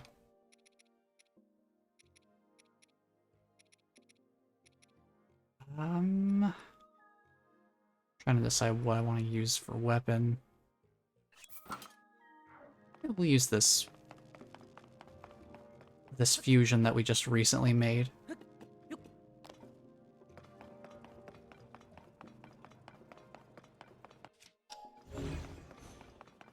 But hey, the music played, so we solved the problem. It may not have been the most intended solution, but it is a solution nonetheless.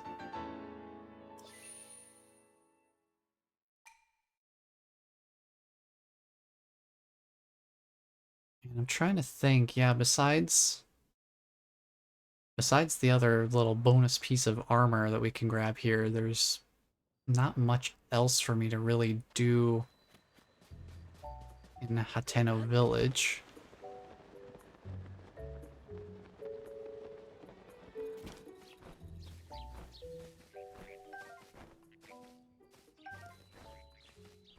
I mean, we could grab all the wells. Don't know how much that'll matter. I don't think we've even met the well woman. But welcome to the house.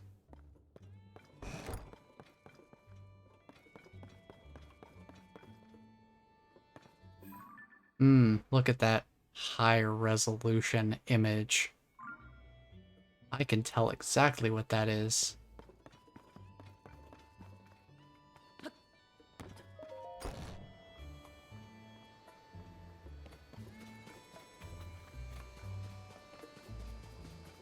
But while we're here,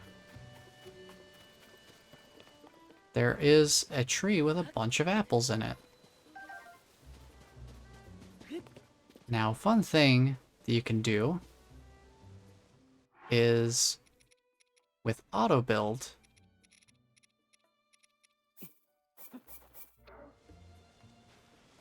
you can take these things, you can take like a bunch of apples, stick them together. You know, they're kind of hard to grab because they're pretty small, but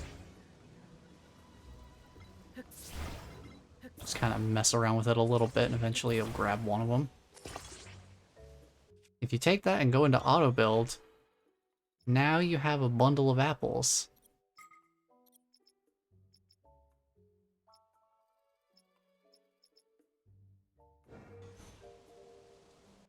If you take that bundle of apples and use the auto build, I think it may have grabbed some of the ones on the ground here, hang on. If you use this bundle of apples on the tree that has apples in it, you can grab them out of the tree and then just drop them on the ground without using the auto build.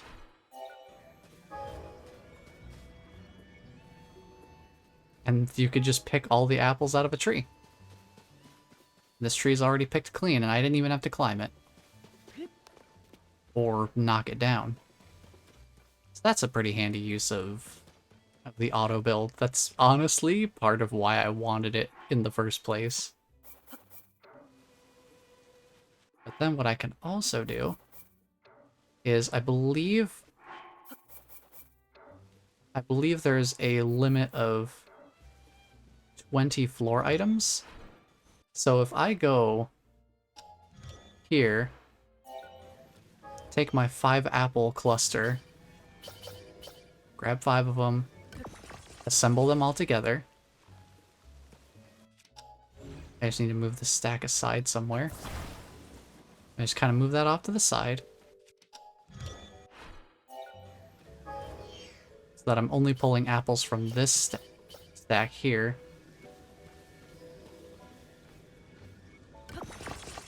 Put those together. Do the same thing 2 more times.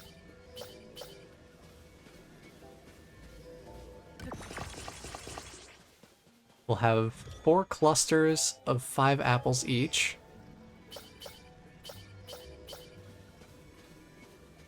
And then what we can do from that point is we can take the clusters, stick them all together, minus 1 apple.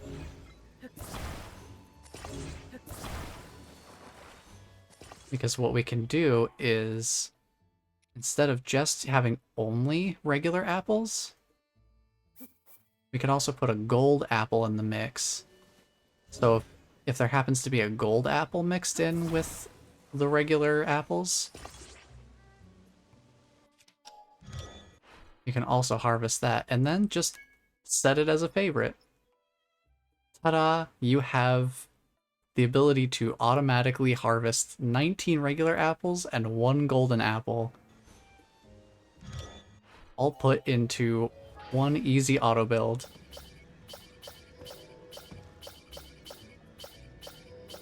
So one place that's really, really useful for this particular setup, and you could just go through and grab all of them. One particularly good place to use that setup is, let me see if I can find it. It is over here at the base of the eastern part of Satori Mountain.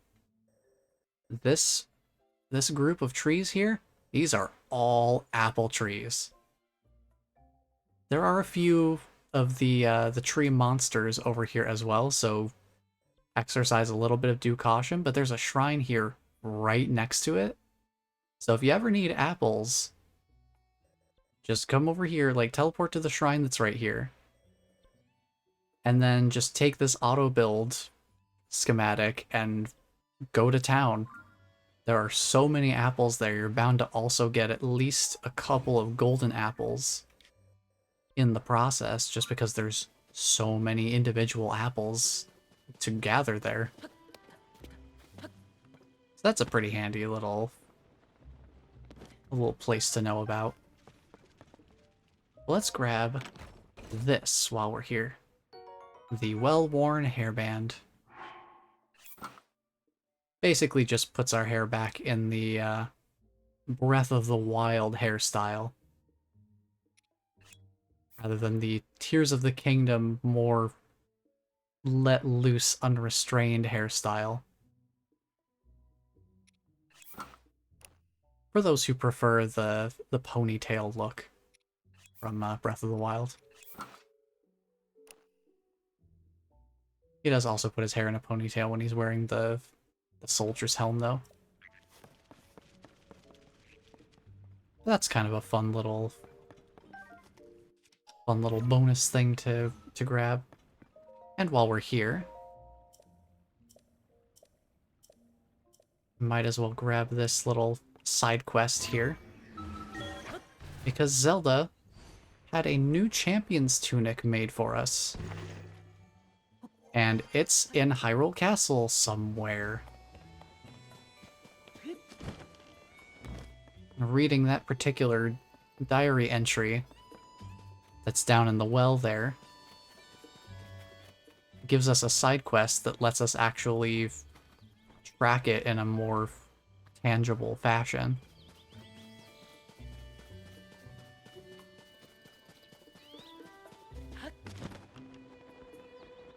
So let's head over.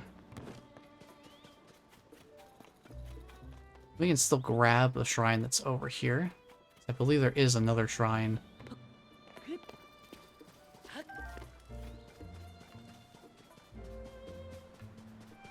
That is over here toward the lab. Well, kind of toward the lab.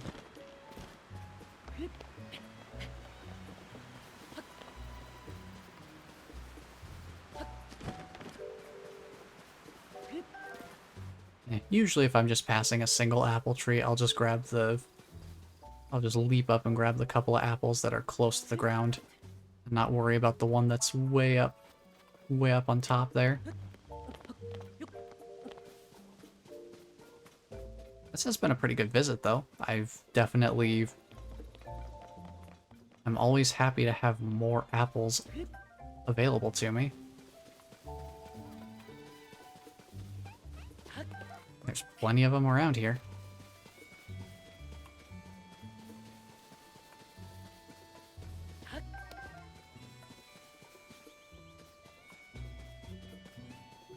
Let's see. I need to find the Retsum Forest. I believe that's over this way. So there is a shrine over here, and the shrine that's down here is meant to be how Robbie kind of teaches you about how to use the shrine locator, the shrine detector. But I know where the cave entrance is, so I can just come over here and grab it real quick.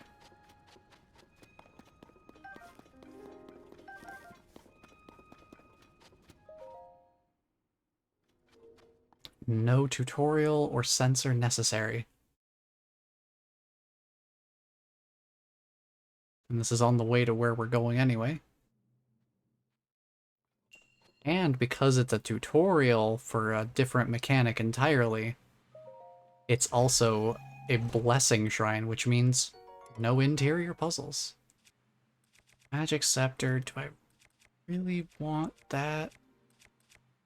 I don't think I do. I don't think there's anything I would want to get rid of here. I guess maybe I could get rid of the honeycomb boomerang.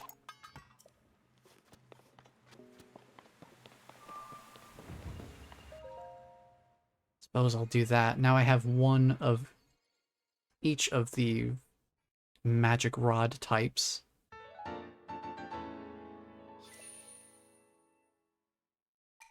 So we have a couple of options if we want to affix one of the gemstones to it for magical effects.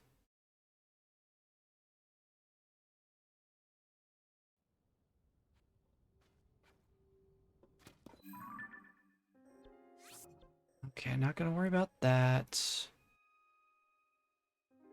I suppose we may as well grab the Skyview Tower since we're gonna be heading in that direction anyway. First, let's grab the...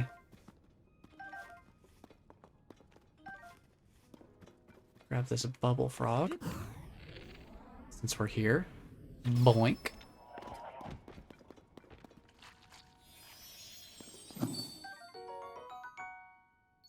Oh. Oh.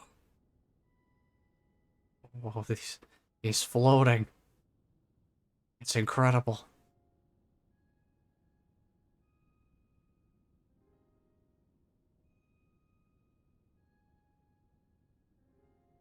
You know what? Take a picture. Say click, take a pic. And... Nah. It's just slightly too slow on the trigger there. That's why I wanted to get one before we lost the chance. Alright, let's climb up here and take a look at where the Skyview Tower is. Because yeah, it's up there. All the way up the mountain. We got some climbing to do, so we better get started.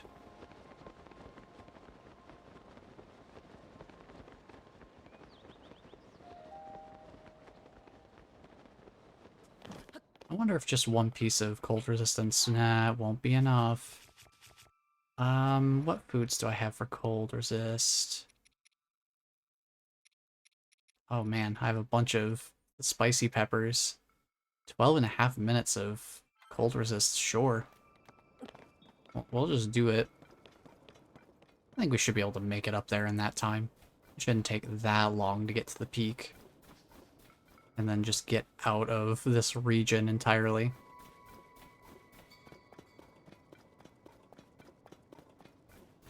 As long as I don't get too caught up in the snow, it should be fine. Go, Link, go! Go, Link, go!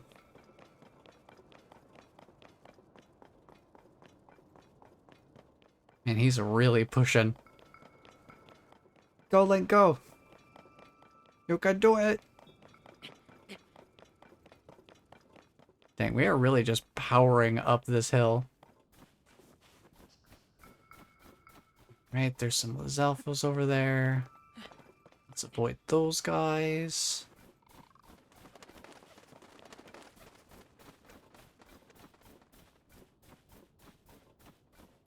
Ooh, some dazzle fruit.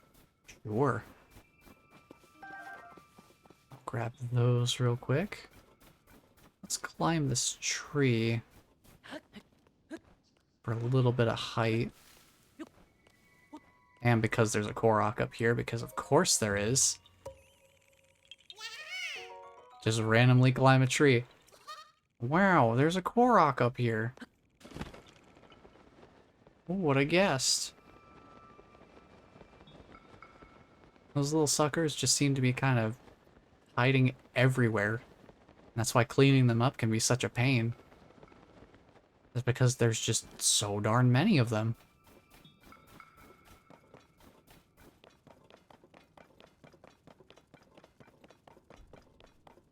I still don't even know what the reward is for finding all of them in this game.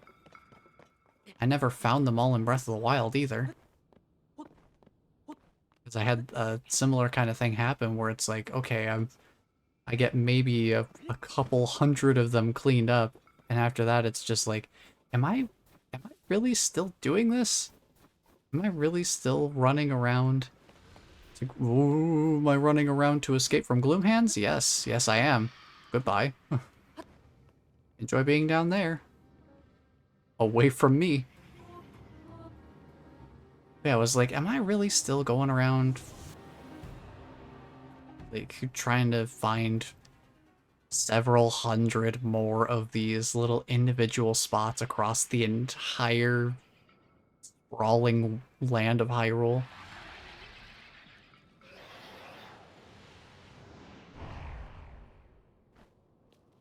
After a while, I was just like, nah, I don't feel like doing this anymore. There is a shrine down there, but it's like, it's down there.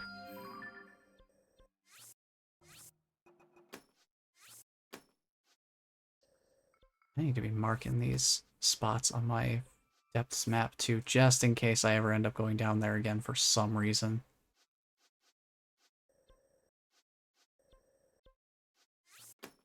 I can't imagine what other reason I would have for going down there. May as well mark it. If these are marked, I may as well mark those too.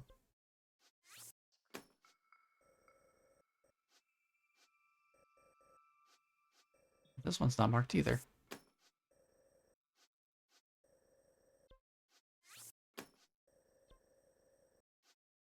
I haven't marked most of these. I guess I just kind of didn't want to bother. It's like, how much am I really going to be going back into the depths anyway? It's not like I'm using the stamps for anything else. I may as well just kind of ensure myself. We've used almost half of the stamps. And it's pretty much all just shrine and light route locations that we haven't been to.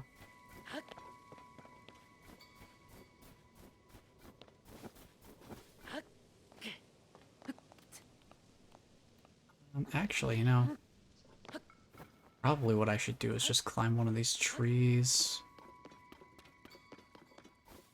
Just climb this tree here. Go around to the other side of it.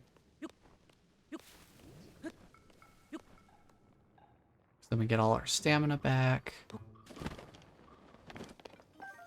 And then we can just start climbing from further up on the cliff face here. Dang, those butterflies disappear quickly. I was right on it. It disappeared in like half a second.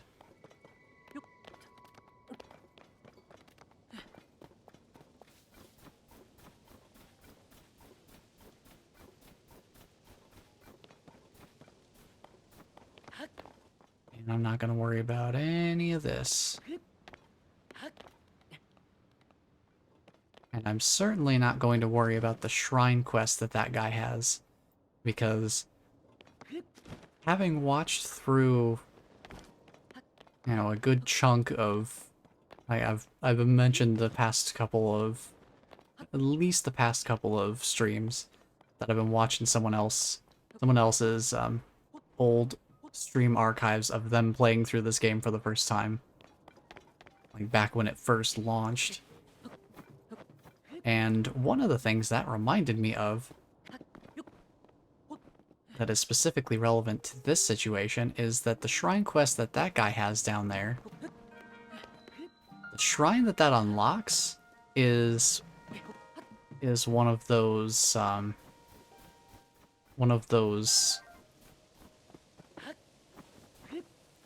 I can't remember what they're called off the top of my head. What? Proving grounds. It's one of those proving grounds shrines.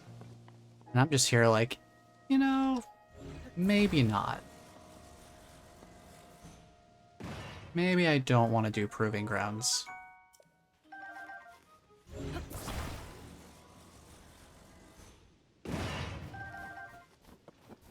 Get a bunch of frozen bird drumsticks here.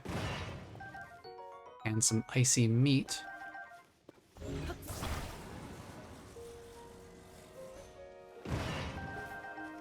Because these foods stack on each other. So we have 4 icy meat and 11 frozen drumsticks. That's kind of nice that those in particular stack with each other.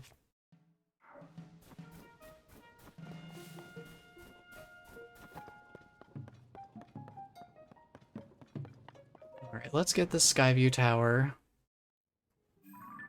And then from here, I think we'll probably just go from tower to tower to get over to where we need to be. Unless we happen to find one of those Skyview islands that has like a launch point. In which case we could probably make good use of that. It'll be a little bit faster for lateral travel than gliding on its own.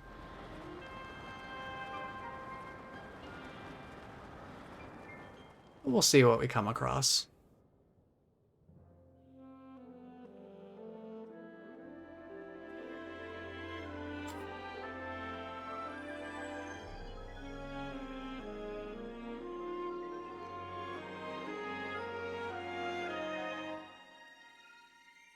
And we'll take a look at our surroundings and see if there's any good sky islands to use for travel.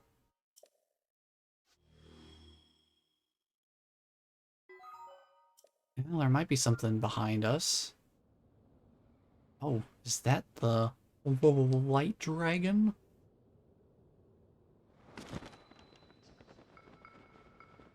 Oh, wow, it actually is. That is the light dragon.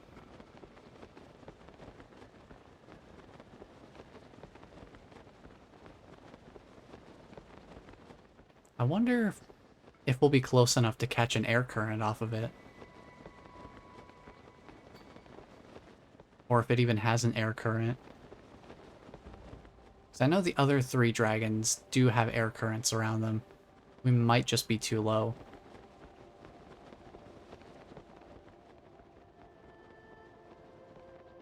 I do hear the music. I hear the dragon music, but I think we're too far away from them.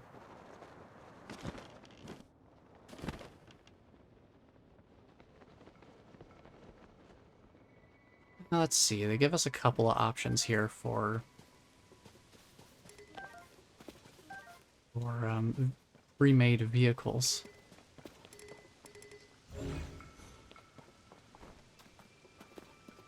And a bunch of rusty weapons for whatever reason.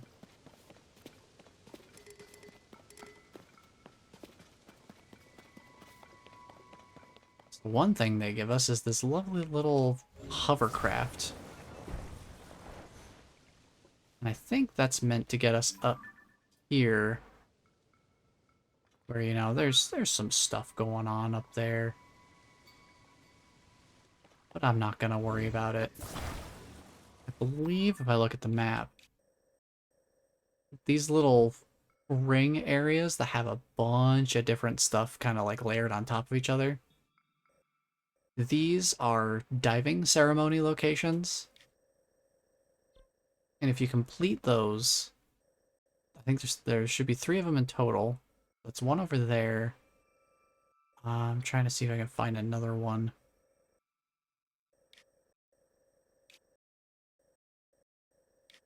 Yeah, there's like 3 of these around the world. And each one, if you complete the dive ceremony, will reward you. Here's another one of them. Will reward you with 1 piece of armor that, when worn, increases your mobility while skydiving. So whenever you're in the air, and Link kind of has his arms fanned out to give himself some more air resistance, that armor set gives you more control over how much maneuverability you have during that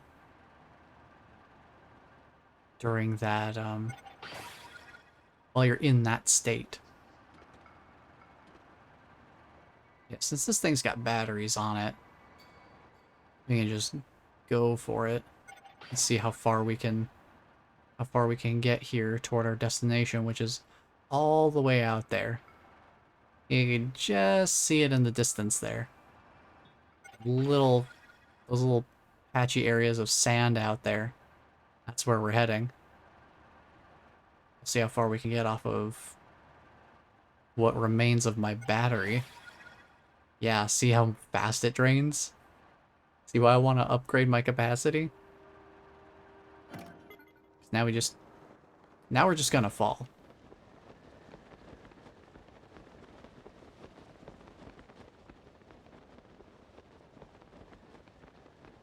It ain't no hovering platform, that's for sure. But it got us pretty far. I mean, it got us about maybe a quarter to a third of the way to our destination before it ran out of power. It's not too bad. Certainly we covered that distance a lot faster than if we had to climb a bunch of cliffs to get there. And even still, we have all of this distance that we can glide for as long as our stamina lasts. Yeah, so the armor that gives you enhanced skydiving mobility, that takes effect whenever you're in this state. Whenever you got your arms kind of like splayed out to the sides. Oh, is it Blood Moon time already? Oh boy. I love when the sky gets all red and ominous. It's my favorite. It's gonna be even more fun doing it while we're gonna have this happen while we're gliding in the air.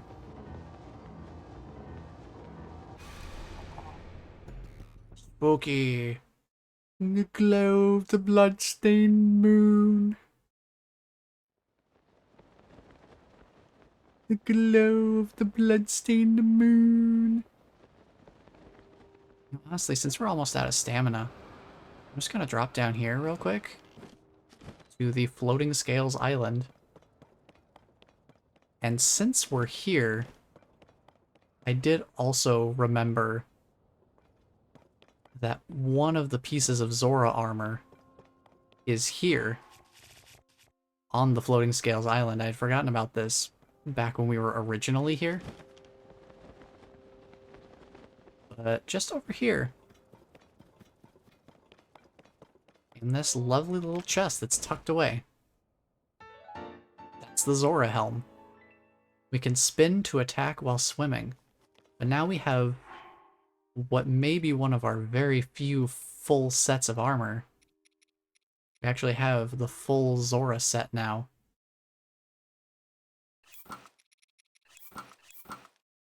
So we can be the fish man. If we need to do any swimming, we've got the perfect equipment for it. So that's pretty handy. I would like to have the full Fierce Deity set too, because 3 levels of attack up definitely would not go amiss.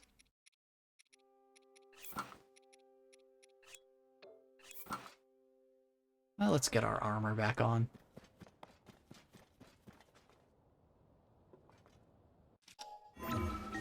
I just figured I'd grab that while I was here, since I remembered that that was a thing that was just sitting right here.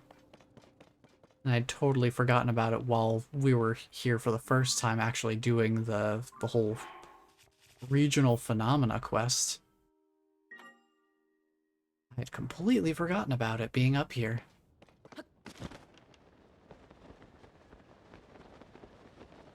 Now we can just kind of glide our way over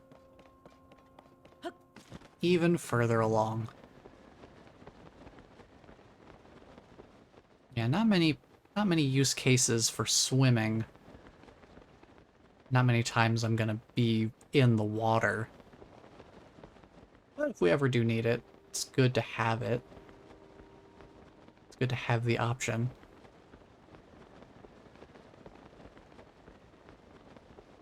Once again, my general philosophy of better to have it and not need it than to need it and not have it.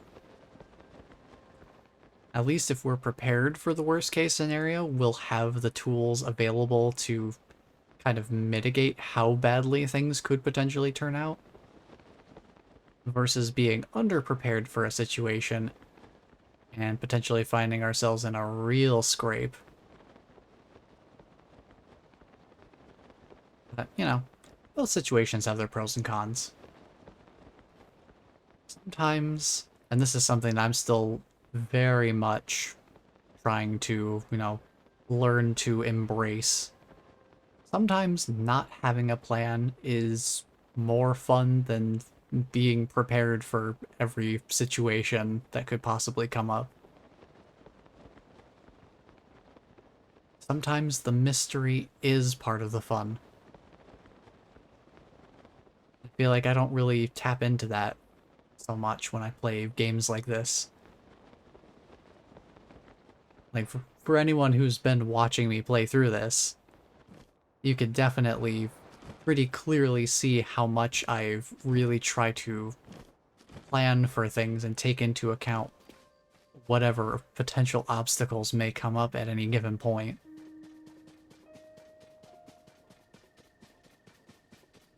But having been watching through someone else's first time playing through, and seeing just some of the absolute insanity and hilarity that can ensue from, one, not knowing what's going to happen, but two, also not being afraid to just mess around and find out what happens when you do. And this game is definitely pretty special in that regard. When it comes to like the different puzzles and such, there's just so many different ways to approach solving those puzzles because of all the different ways that they've created the fact that everything is physics based.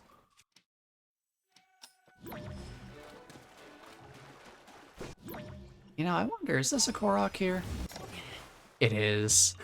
Of course it is. Yeah. Yeah. I'm just trying to make sure this Octorok doesn't bully me too much. Bonk. Get out of here. You fool. Alright. See, this dragon tier is so fresh that it doesn't even have a geoglyph associated with it. It just is here. Here, let me get into better armor for this. This is one of the few times that I actually kind of want to try and put myself into more interesting armor. What's a good set here? I guess the climber set is pretty good. Yeah, I think this is pretty good. Do we have a better looking bow for this?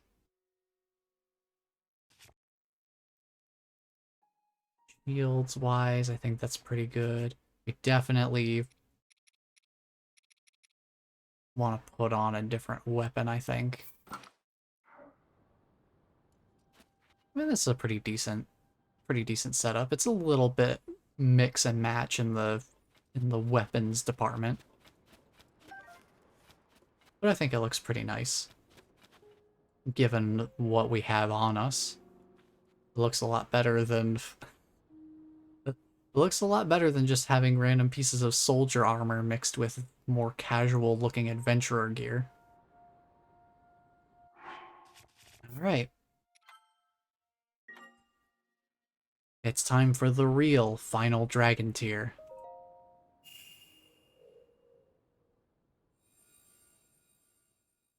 So, what could the 12th dragon tier possibly have to show us? After all we've witnessed, Zelda being sent to the past, Ganondorf stealing one of the secret stones for himself to gain immense power.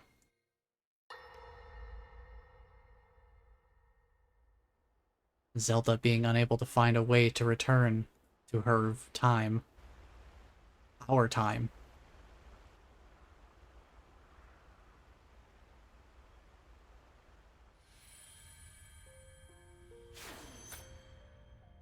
Was that the sword that seals the darkness? A blade that shatters so easily against my power cannot save you from me. The sword will continue to gain strength if bathed in sacred power. The stronger that power, the more powerful the sword becomes. After all, you possess more than power over time. You have a sacred power that can dispel evil. To swallow a secret stone is to become an immortal dragon, one blessed with eternal life.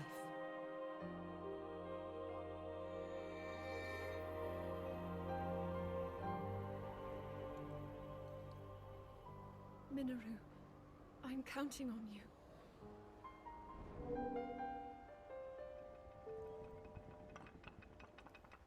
Well, Zelda's got a tough decision to make here.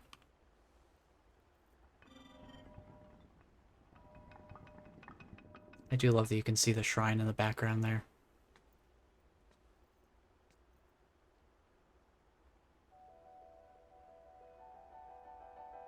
Link, I will restore the Master Sword for you. I will care for it until the time comes. I will pour my sacred power into it. It will be the weapon that defeats the Demon King.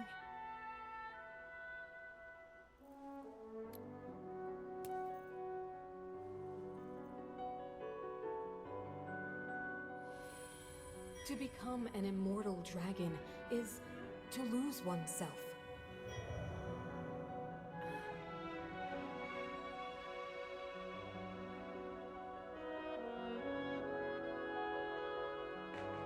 You must.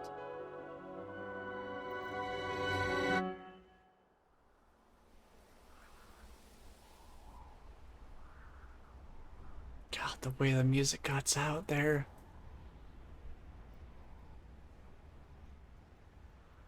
Oh man, this scene gets me so emotional.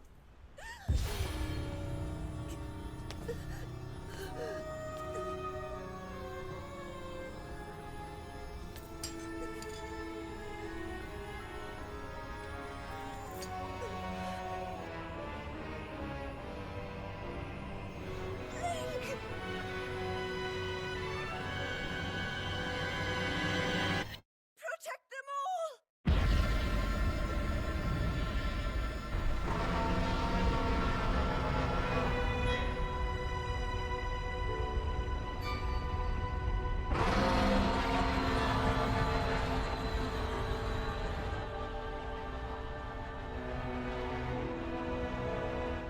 And so it all makes sense.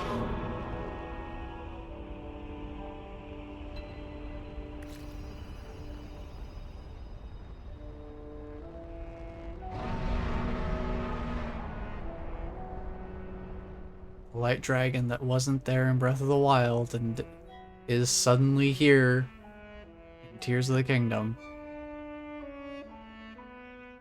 It's definitely not without reason.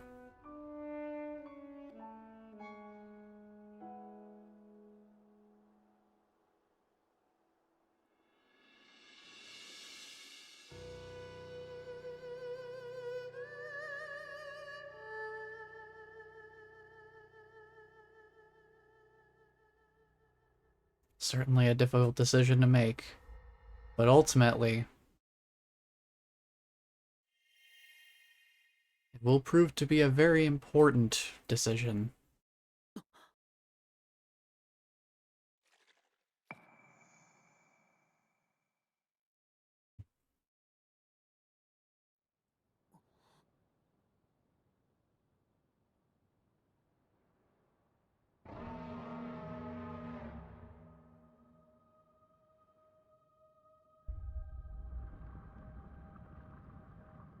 Light dragon's still hanging around up there. Hey Zelda, how's it going?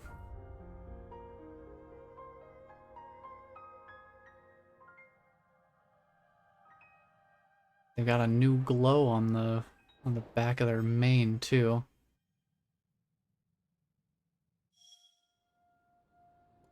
There's also now a bunch of Silent Princess here, which is heavily associated with Zelda.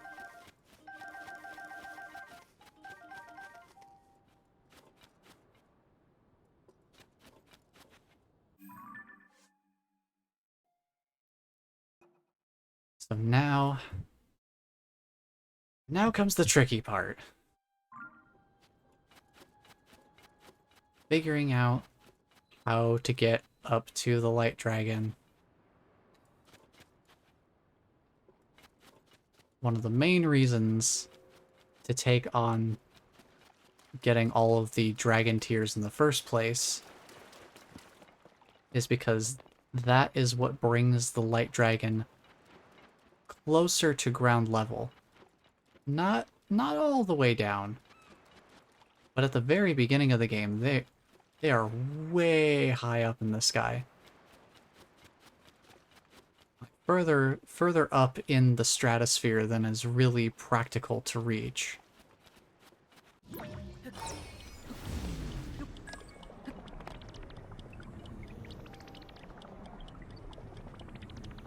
But now that we've gotten all the dragon tears, look how much closer to the ground they are. With that, we should be able to now get close enough to actually ride the same air currents that they use to fly around. Because that crazy blue glow was not there before.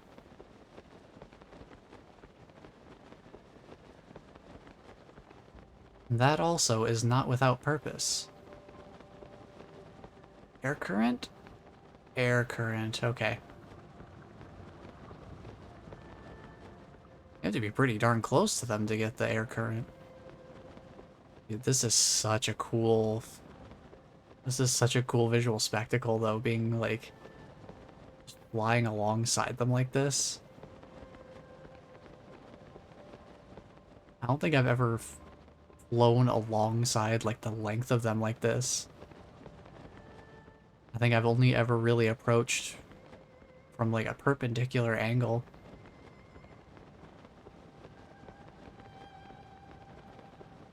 But it's time for us to see what's going on with this glow here. Just kind of ease our way down here.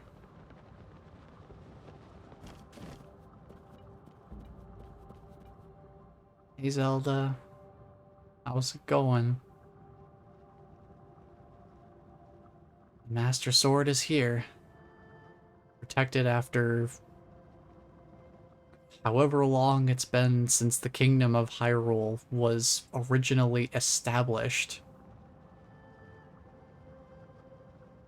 During that entire time, it has been steeping in Zelda's gift of the power of light.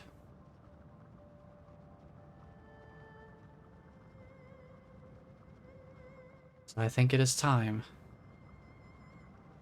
for us to reclaim the Master Sword.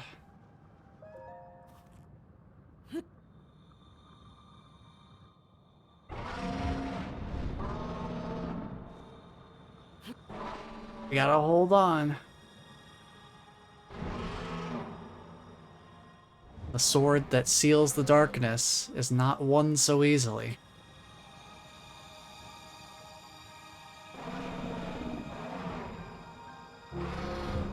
We have to prove our worth here.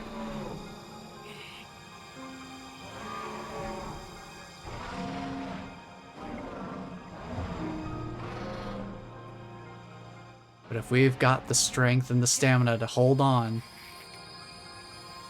long enough,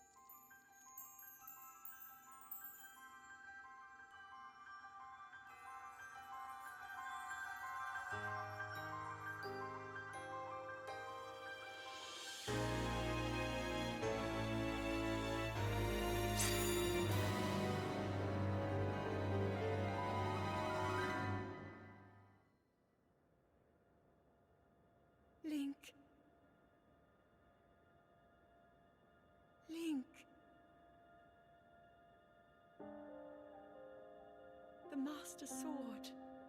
Your sword.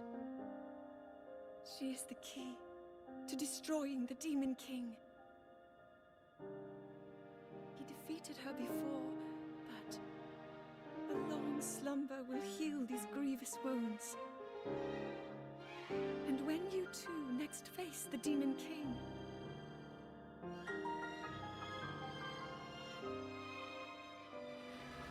you will have my strength to help you through her. Link, you are our final hope. I pray this sword reaches you in the future.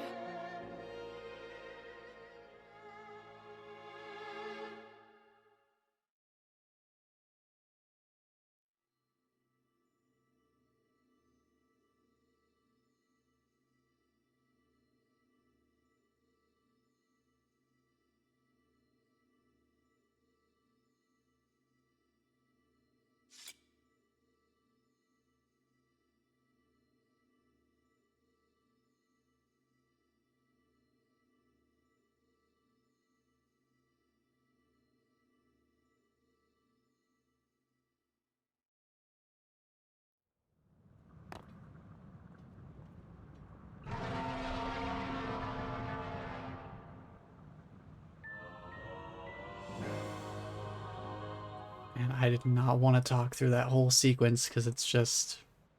it's so serene. It's so excellently done. But now we have the Master Sword for real this time. The legendary sword that seals the darkness. Its corruption was healed by its time with the Light Dragon. The blade gleams with a sacred luster that can oppose the Demon King.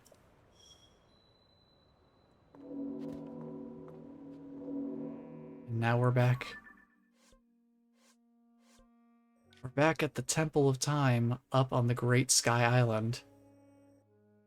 Very much far away from the final piece of the Fierce Deity set. I had forgotten that getting that final dragon tier and getting the Master Sword brings us back to this very centralized location. I don't know if I'll be going out of my way to get that last piece of the Fierce Deity set.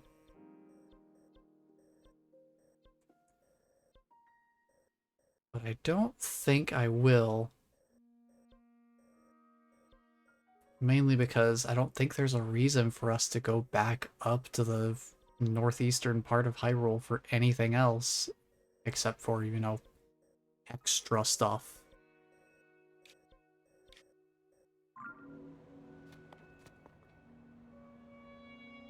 Since we're here, we're real close to Lookout Landing, that's for sure. You'll probably just go straight there and continue the main storyline. So I can remember exactly where we need to go. Now that we've done the 4 regional phenomena, I can't remember exactly the order of stuff it wants me to do. So, okay, since we're back at Lookout Landing anyway, might as well take advantage of the opportunity. But now we have the Master Sword always by our side. I do believe that it follows the same rules, or at least very similar rules, to the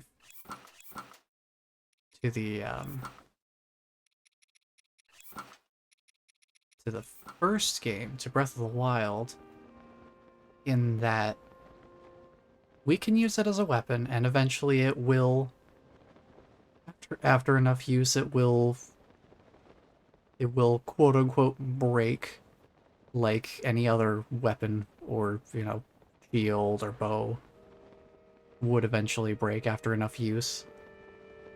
But the Master Sword will recharge over a certain amount of time, and then we can use it again. So, technically speaking, we do now have an infinite weapon. I don't know what its power rating is though compared to what we've got right now.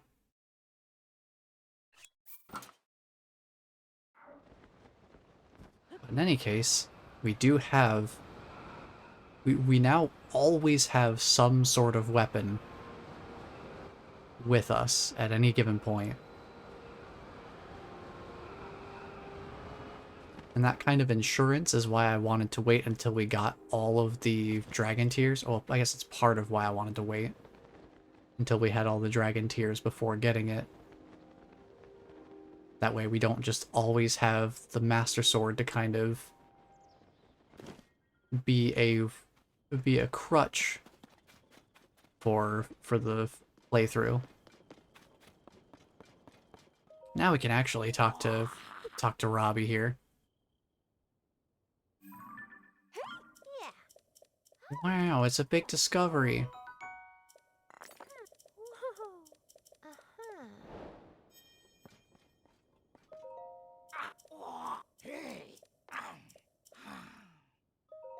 Airpad Research Lab. So let's see. I guess I gotta let them get to their positions, because Robbie's basically saying, I can upgrade the Purapad, but only if we go to the lab that's over in Hateno Village, all the way over here. But he won't leave until we've checked in with Pura, I guess.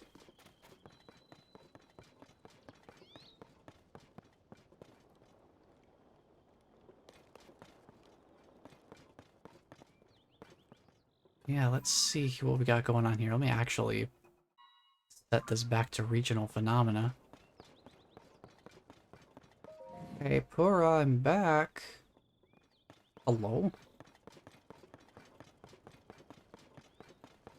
Must be upstairs. Up on the balcony or something. Yeah, there you are. Hey, Pura, I did it. Yeah. Let's see.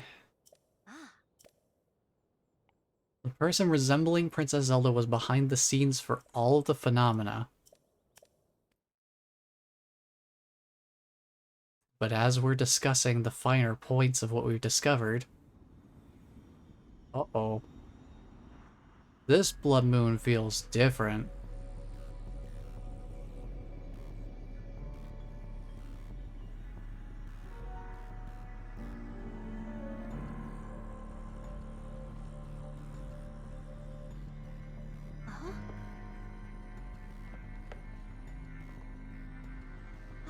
Isn't that... Link, look at this! Quickly! Oh. Well, hi there, Zelda.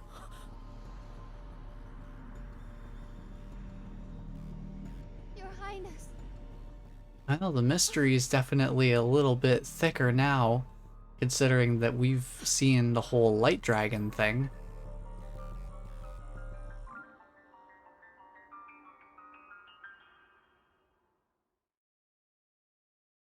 So yeah, if Zelda's the light dragon, then who's that Zelda?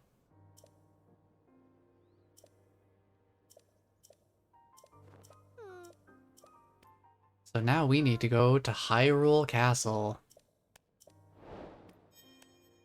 Regional Phenomena is mission complete.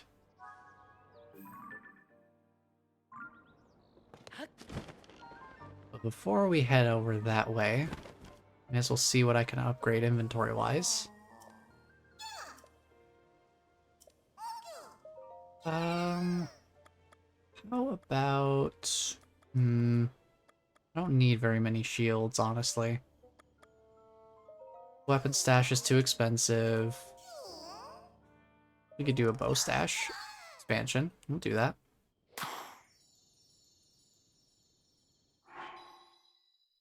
We get 2 full rows worth of bows.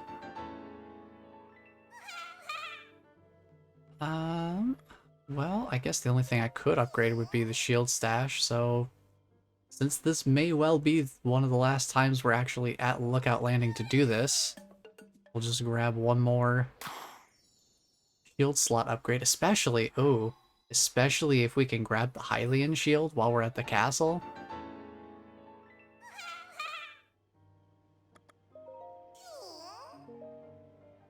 See, you're asking me if I want to expand any of my stashes as if I actually have enough. I don't have enough seeds for that. So let's see, what was I gonna look at over here? Oh, right.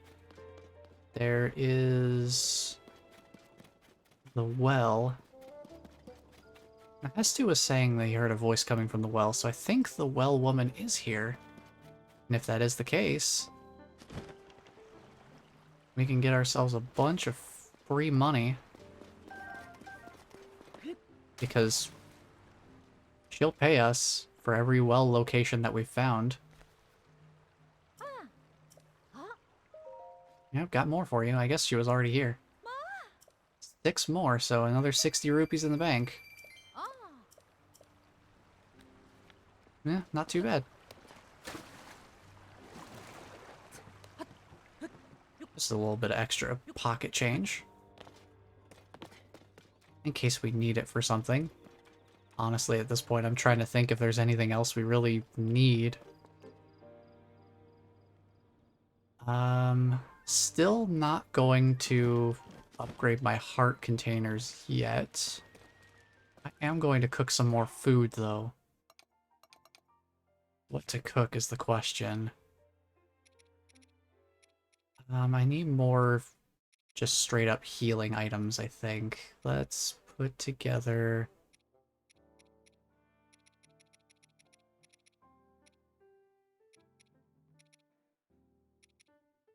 How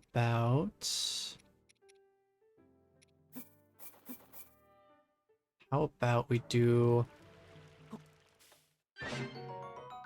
simmered tomato? That definitely seems pretty good. Oh yeah, that provides a good amount of healing. That's pretty darn good.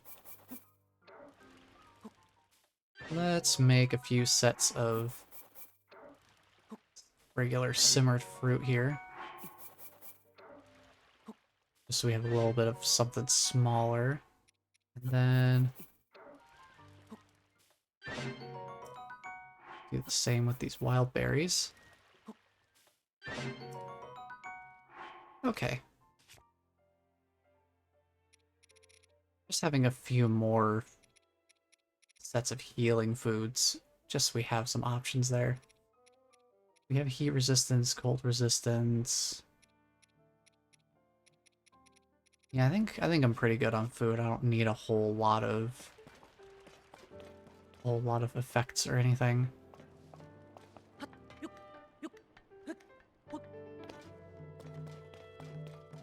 All right, let's see here.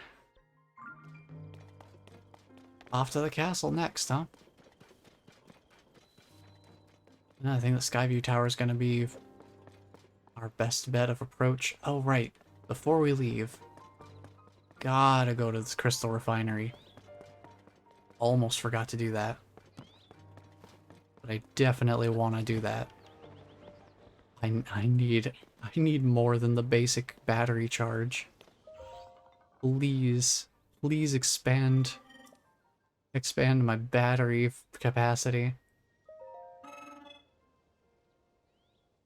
Yes, we can double our capacity. It's not a whole lot, but it's definitely better than nothing. I will gladly take a 100% increase in capacity.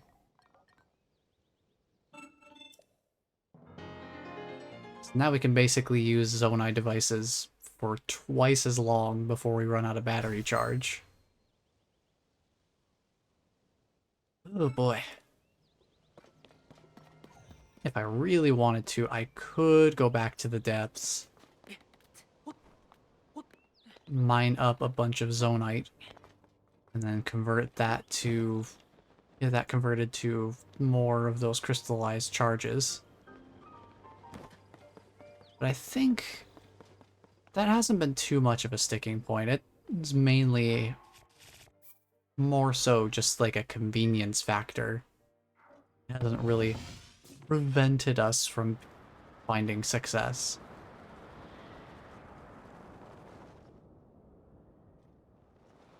All right. So now comes the fun part. Oh, Hot Putt 1, thank you for the follow. Much appreciated. Now we get to fight a bunch of things. Hyrule Castle is just going to be one big combat zone. While we're here, there is...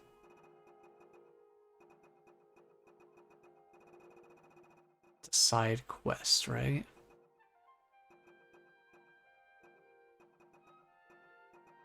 Yeah, the new champion's tunic. The throne room of Hyrule Castle. So we gotta be looking out for the throne room specifically.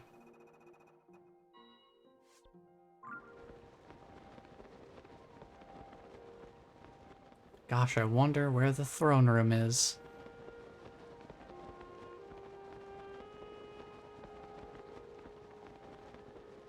Couldn't possibly be at the top of the castle, right?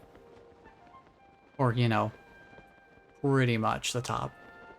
Not like the absolute tippy top peak up here where there's definitely a Korok.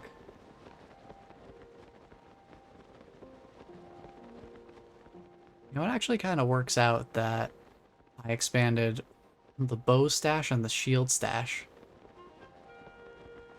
Because we can actually get one of each of those here in a pretty good fashion. Actually get a pretty good one of each of those from Hyrule Castle here. First,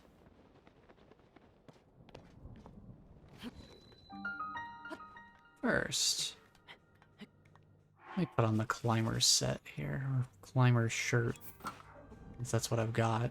I just want to grab this Korok. Link, Oh, hi. Link, come to me. Kind of funny getting this cutscene at the top of the spire. Waiting for you.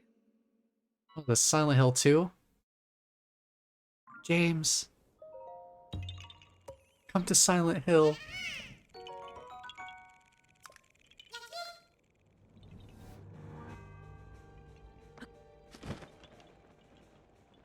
You promised you'd take me there again someday, but you never did.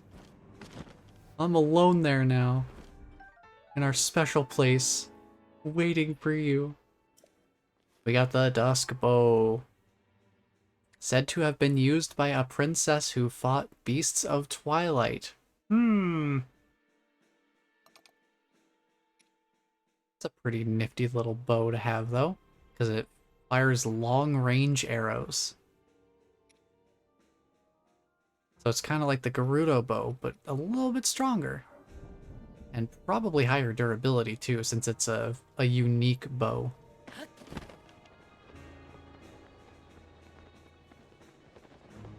Since we're up here, we may as well just kind of check out different places on the way down.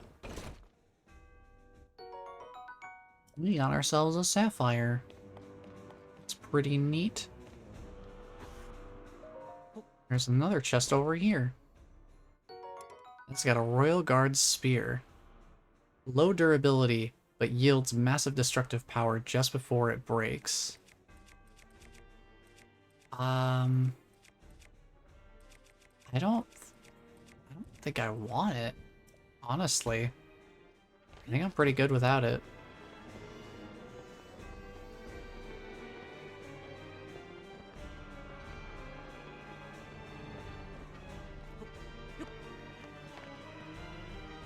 We also got that shrine down there off to the side, so we'll keep that in mind. There's another chest here, though. I figure I check these on the way down. 300 rupees! We've over doubled our current rupee count. Pretty impressive. Link, turn around. Turn around. Well, he really does not turn around very well for climbing. But there's a royal bow here. 38. Yeah, I think we can sacrifice the construct bow for that. That royal bow is pretty good stuff.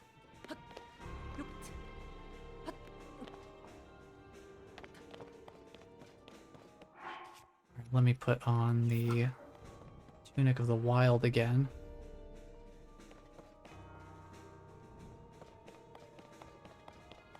Now, throne room's a little bit further down.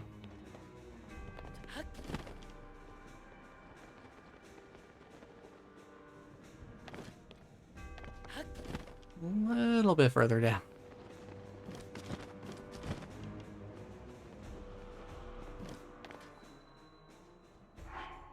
Thanked him. I guess maybe this isn't throne room, but sanctum.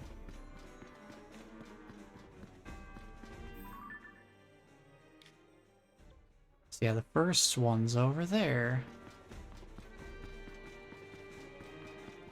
So we're gonna have to run all around Hyrule Castle. It's gonna be a whole thing.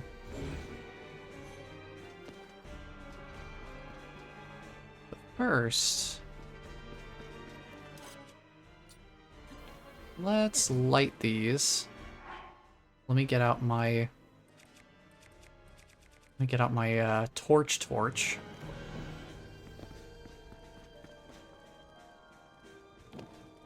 We can light these up and open up. What's that? A secret passage? Oh, secret chest. With the champion's leathers. And that is it. We got the champion's tunic, the new champion's tunic.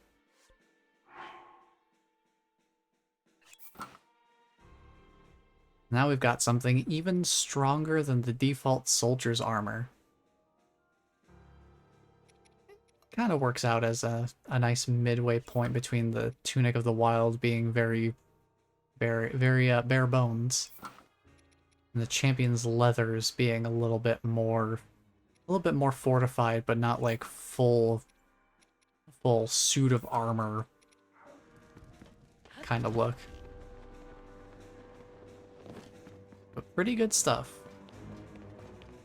I think that's probably about the most defense we're ever gonna get, since I'm not gonna go out of my way to upgrade our equipment. I'm not sure how much time and resources that's gonna take to really get effective results out of it.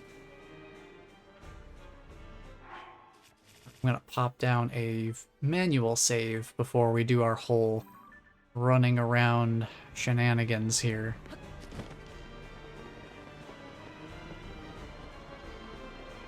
So we're gonna have to do a bunch of running around. Oh look, it's Zelda. Hey Zelda, how's it going? Uh-oh. Where'd she go? Oh, there she is. Hi. Oh, bye. Whoa, monster forces! Hey, check this out. Hey, you wanna see something funny? Wanna see something funny? Oh, now they're confused. Now they're confused. Now they're gonna fight each other. Bonk. Ooh. He blocked that? That bokoblin is going crazy.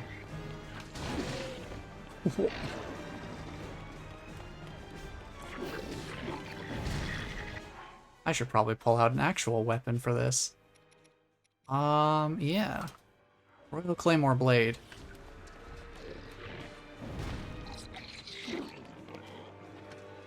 Trying to make sure I don't get shot by the archer behind me, too. Alright, that's you done.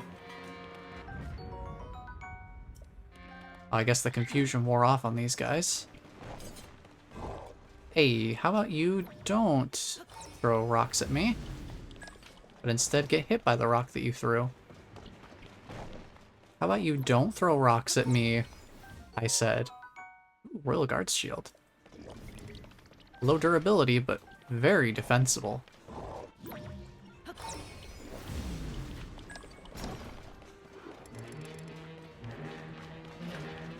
Whoa. Watch out for these guys.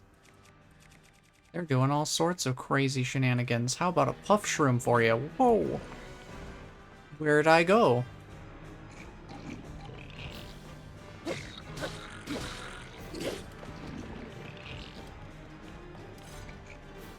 can get free sneak strikes using these. As long as the puff shroom lasts, of course.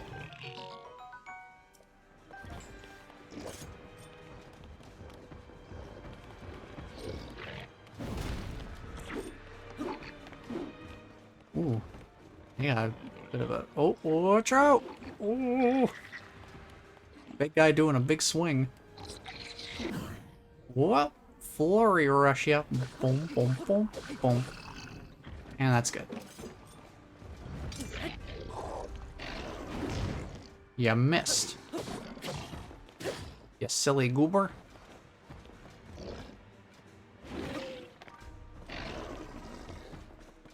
Alright.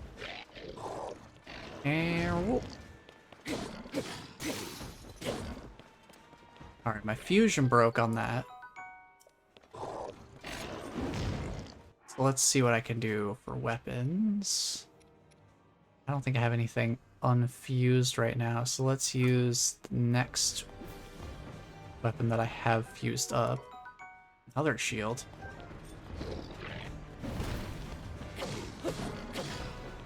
When this fusion breaks, we'll attach them to each other. Ooh, flurry rush! Get in there. Get in there and deal a bunch of damage. You know, I'm not taking hits from these guys. I should probably be wearing my attack up. That's better already.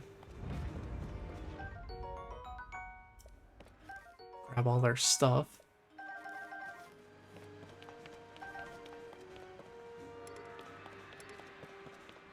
Let's see, I think... Oh, there's a chest here. This wasn't here before, was it? No. Let me drop the other... Let me drop the, eightfold blade. Then we'll pick this up, and then we'll fuse the blade to the halberd.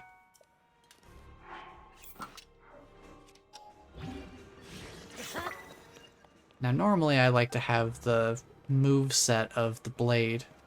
So I like the short sword or broadsword move set a lot better than the spear. But durability is a concern too.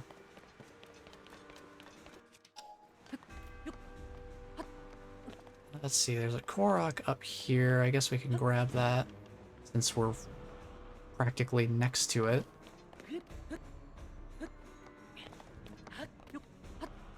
Work our way up here.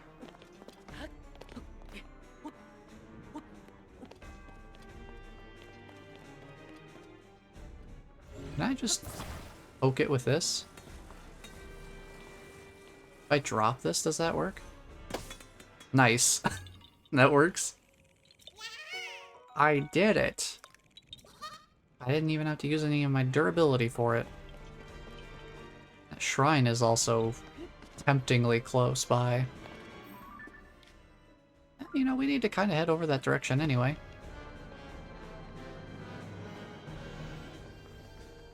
Go around this way so the Lizalfos don't see me. Oh, well, never mind that idea. I saw that exclamation point. They know I'm here. Hopefully they can't really do anything from this angle, though. Oh, yeah, we lost them. They lost track of me already. Those silly fools. They couldn't keep up. That was too quick for him.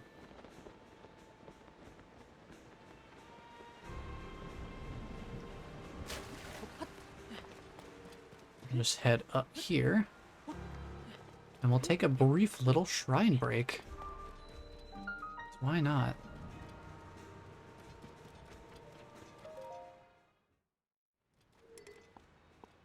May as well if we're gonna be stocking up for the final boss. Might as well grab something that's right on the path of our mission anyway.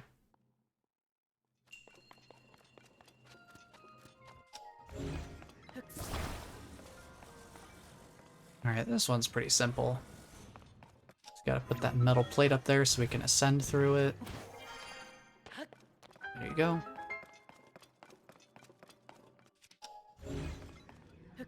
Then we do something like this.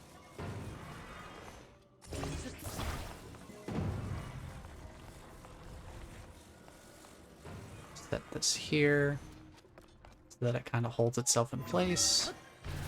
We can ascend up through it.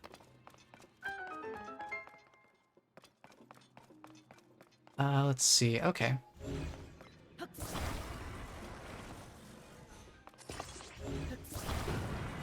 Let's just make one big, long metal platform here. I guess a ramp would be more accurate for this application. It delivers me directly to the chest. Another magic rod. Dude, I don't need this, though. I already have one that I'm not using. I kinda don't need another one.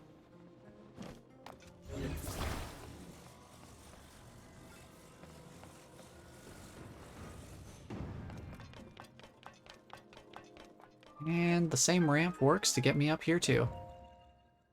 Very quick and easy shrine. Gives us just a tiny bit of a breather. We have enough Lights of Blessing for 2 extra upgrades now. That'll be handy later. Not cashing those in right now. That reminds me, one thing I do find interesting about the whole Master Sword sequence is how Breath of the Wild, you needed, what was it, like 13 hearts? To be able to retrieve the Master Sword from the Lost Woods. But this time around, they shook it up and made it so that you had to have a certain amount of stamina. You need to have 2 wheels of stamina, I think.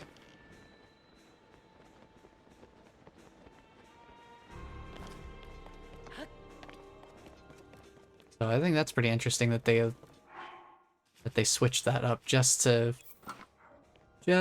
defy people's expectations a little bit.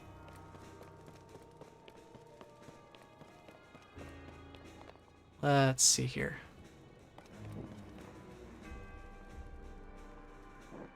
I think I'm gonna drop the torch temporarily so we can bring this fire down here. And then from here, bring it down even further. Light that up. Now we can pick it back up. Trying to remember if there is...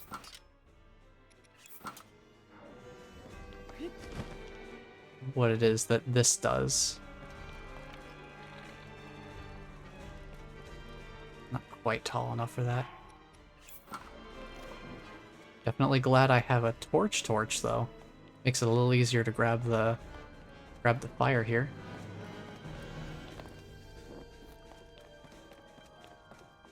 Hi Zelda, how's it going? I guess we're doing this again, huh?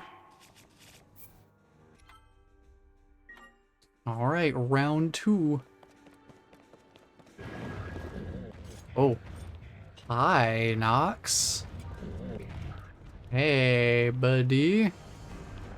How about fire?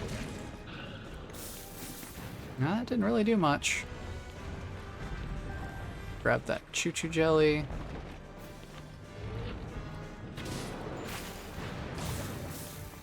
Ah, that shocked him.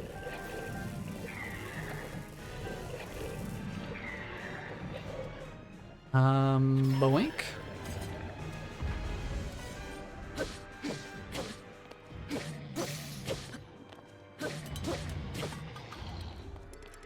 Oh, he dropped some weapons, so I can... Ouch!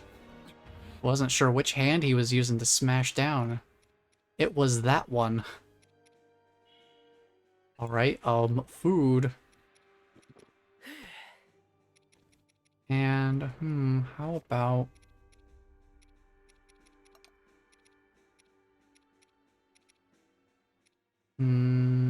Yeah...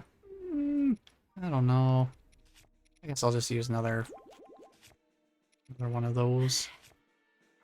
Should be fine. Hey, hold on there, buddy. Hey, hold on. Hold on. Just give me a second. And boink.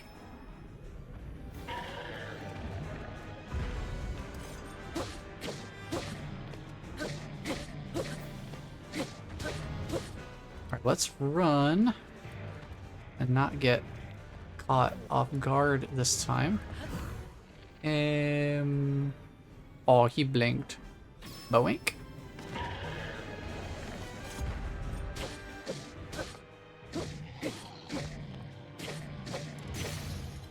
Alright. This is pretty badly damaged, so we'll just throw it. Oh, nice, I hit him in the eye with it. I hit the weak point.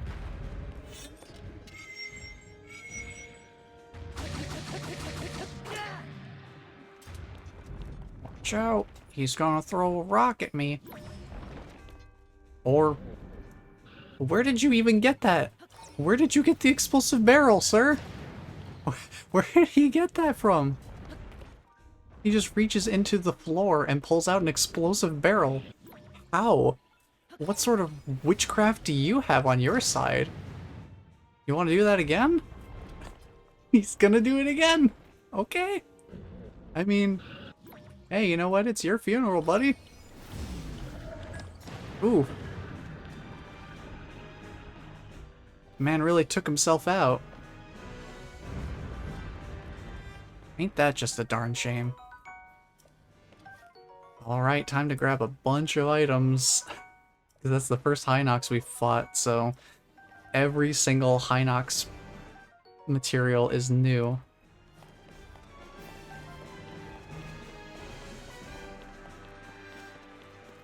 Alright, let's see. Soldier's Claymore...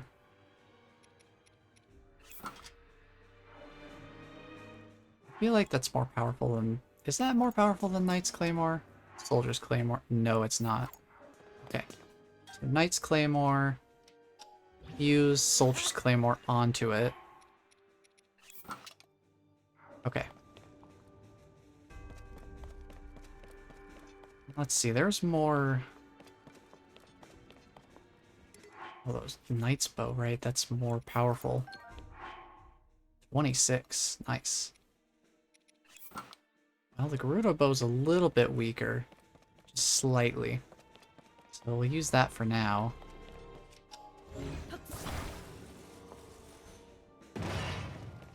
And what's this? Mysterious bookcase. Leads to another Knight's Claymore. And a chest. What's in the chest? A shard of Dinral's spike. So we just get a dragon material from back here. We can get those ourselves, but only after, like, only so frequently. Getting some food too. Basic little food items. Soldier's bow. Okay.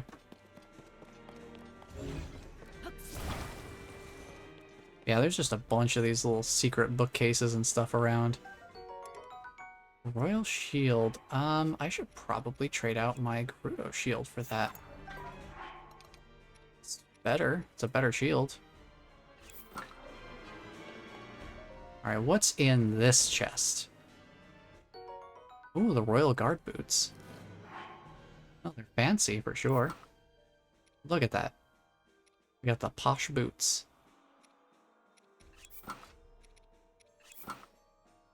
And they provide the same amount of defense as the Soldier's Greaves.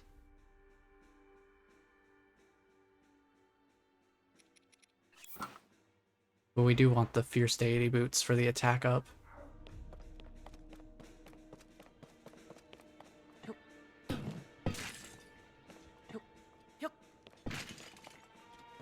Let's see. Yeah, we need to light more fire over here.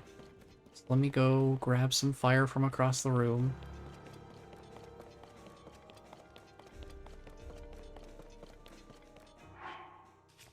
Grab my torch. Oh, this one's not lit up either. Oh, this one's not lit up. Wait a minute. Hold on a second. Is it because I just spent a while fighting the enemies? Might be. Well, now that the enemies are gone, should be able to do this in a more expedient fashion. Yeah, I definitely lit these up. The fact they're no longer lit up makes me think that I just kind of need to be a little bit more prompt about this. Can certainly give it a try.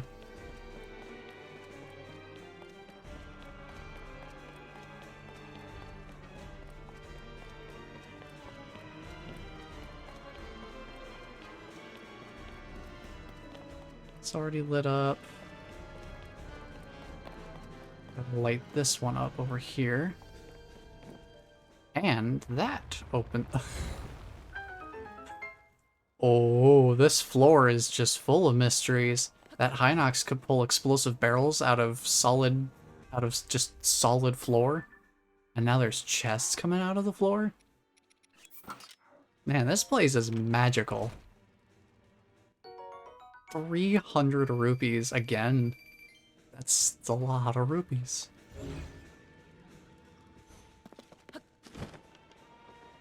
We can buy all the lamp oil, rope, and bombs that we could ever possibly want.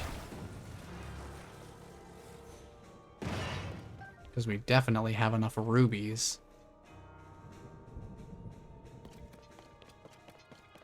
Let's see. Yeah, let's just keep going up this way. I think once our mission goes back to being inside of the sanctum here,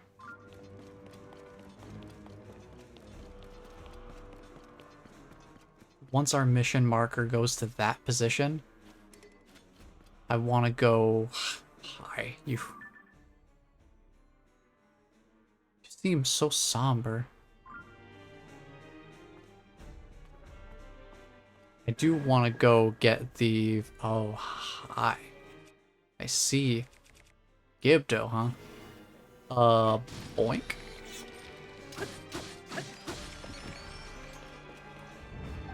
Yeah, we get some Gibdo bones. That's pretty nice. Oh, hello. Fire. Fire. Fire.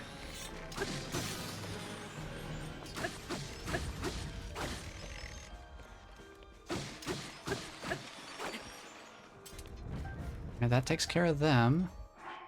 Since this thing is no longer fused to anything, how about I switch to this claymore?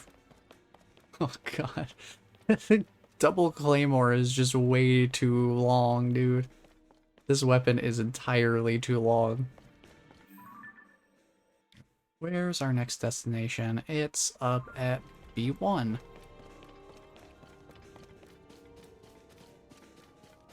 Yeah, I see the Horriblins in the cave over there.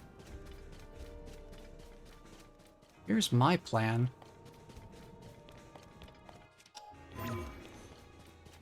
Yeah, sure, Horriblins cave and all that. How about we just ignore them and ascend over here instead? Oh, it's a little bit gloomy up here, but we can get out of this. See? It's fine. Don't even need to worry about it. And now we're all the way up on first floor. We're actually above where we need to be. We can just hop, skip, and a jump our way across all the gloom. Just a fun little game.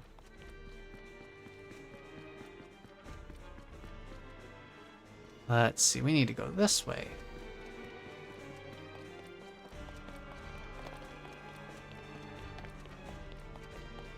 Now, if I remember correctly, the Hylian shield is locked behind another fire puzzle, but not at Hyrule Castle. No, it's at the part of Hyrule Castle that's still attached to the earth, not the floating part of the castle. Oh, there's another Royal Guard sword. Yes, let's drop the halberd and fuse it onto the sword. Nice. We'll use that. Do I want the Royal Guard bow? I think I do. Just for high damage. We can really make some good use of that, potentially.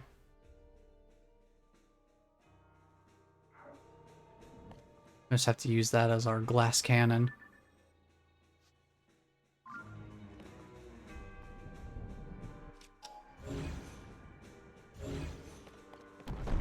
Whoa! How could I have possibly seen that coming? Not like Ultra Hand spoiled the surprise or anything.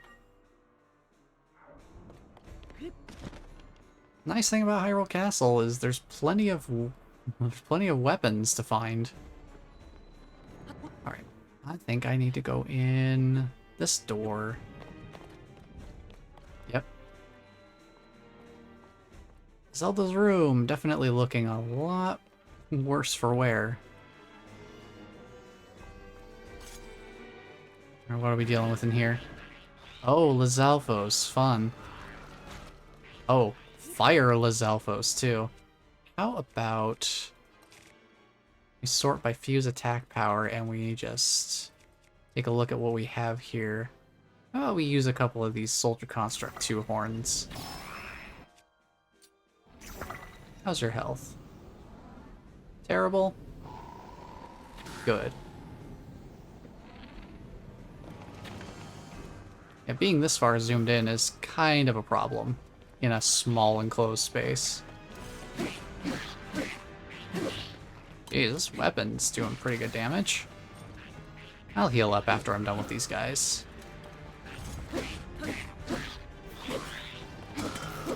Just get them out of here. Get them out of here. Ain't got nothing.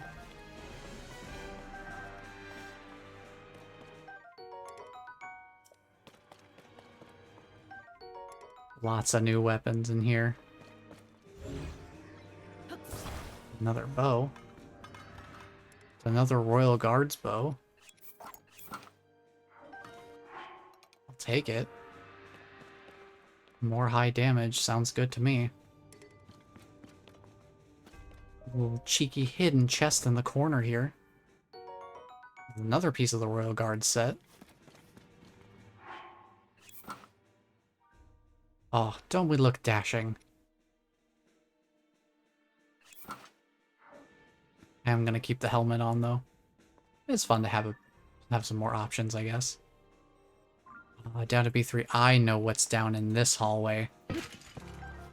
I know what's down in this hallway, and it's gonna be a doozy. It's gonna be a doozy. A real humdinger.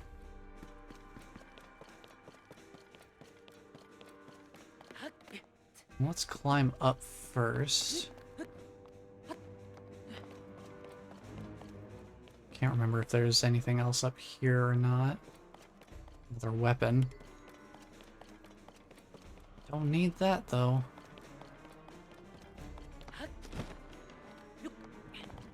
Yeah, I know what's over here. Ooh, there's a very specific little spot I can ascend through here. Let's see what's up here.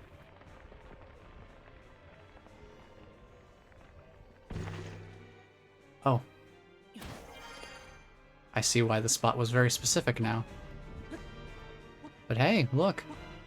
It's another Korok. Wow. Yeah. Yeah. Can I save while I'm up here? I can save up here, I guess. That works. Oh, another Korok. Do we have any funny little objects that I can drop onto it? I mean, I could probably just use something. What do I have a lot of? Can I throw a Bright Bloom Seed at it? I can! I have so many of those. It doesn't even matter if I use one.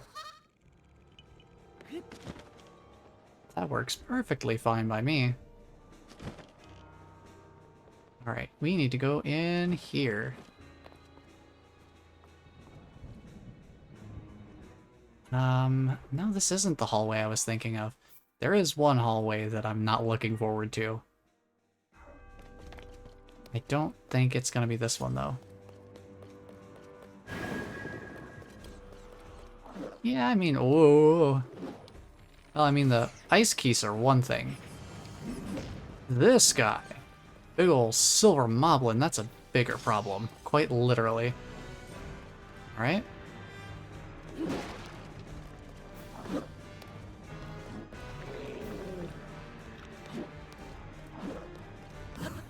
Ah, there's a flurry rush. Get him. Well, my weapon's badly damaged, so I'll just throw it at him. Dang, I knocked him on his butt. I knocked him out cold. Whoa, missed me, buddy. Boom, boom, boom, and boom. Oh. He can't stand up. I just knock him over immediately. Oh. Get up, buddy. Oh. Get up, buddy. You can do it. Oh. Oh, no. Get up, buddy. Oh, no. Oh. Oh, no. He fell over again. Why is he ragdoll so much? Bro can't stand on he got dang feet. We got him. Wow, I was not expecting to stun lock him like that, but you know, whatever works, right? Oh, I almost feel bad for him now. That was funny. Oh boy. Do we have any other weapons around here? I think there's some down here, right? Gotta be something good down here. We got arrows, that's helpful. Another Royal Guard's bow. I do kind of want to get rid of these Gerudo bows. The zoom functionality is actually more of a hindrance for my playstyle than it is anything resembling a boon. Also, that was super dangerous for me to be fighting him like that with anything less than full health. I think if he had tagged me even once with an attack, I probably would have just died.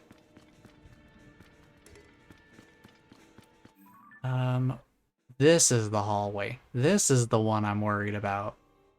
This is the one, okay. Alright. This is gonna be fun. Oh, there's more More places to light fire. Let me just, oh. Did I do anything for you?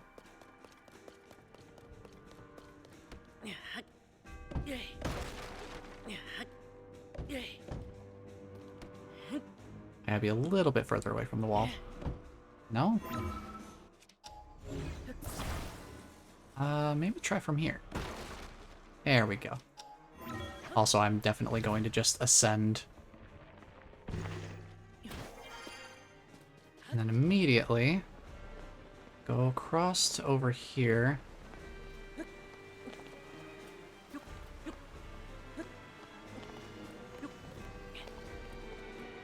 Actually, you know what? I think instead of going down to get the Hylian shield, I'll wait until after we're done up here at Hyrule Castle, and then we'll make that the last thing we do. Well, I don't know how this upcoming encounter is going to go. So, maybe I should be a little bit more cautious about that. Wait for it. Wait for it. Get it. Use another Bright Bloom seed. Preserve my durability. Where is the entrance to this? Oh, it's right below here. There it is. Nice long hallway. Certainly nothing bad could ever happen down a long hallway, right? Nothing bad could happen down the long hallway at all. Just the mere thought of something being down the long hallway couldn't possibly be a bad thing, right?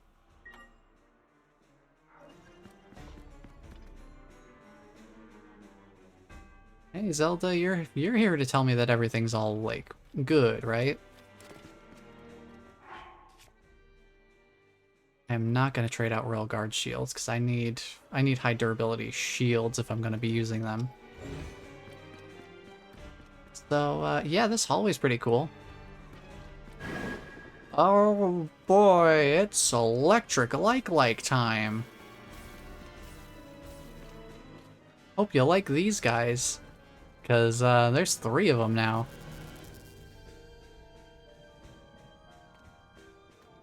And they're raring to go as soon as they show up. How about we toss a Soldier Construct 2 horn at these guys when we get the chance. Yeah, get them out of here.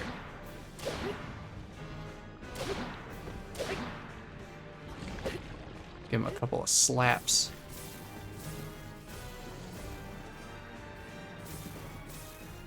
Try to get them to shoot these off in a more useless direction. Alright, that's 1 down.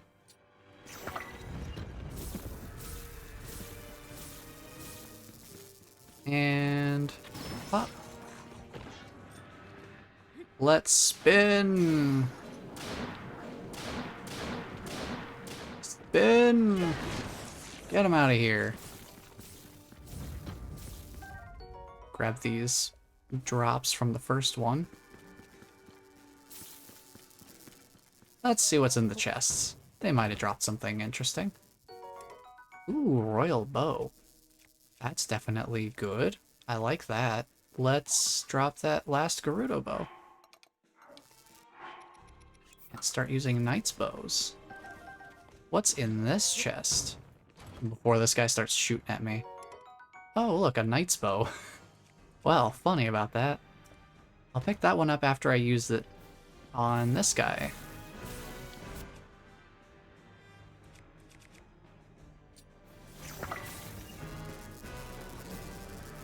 Boink. Weapons.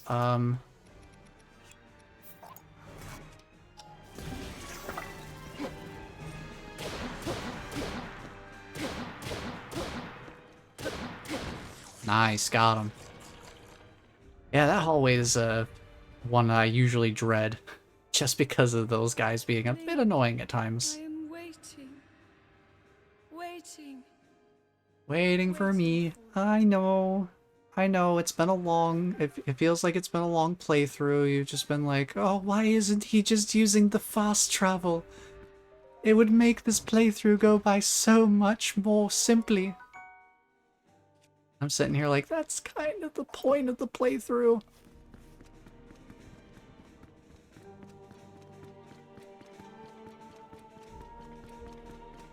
But yeah, that's all of our little random mini encounters there. Now we have to go back to the Sanctum.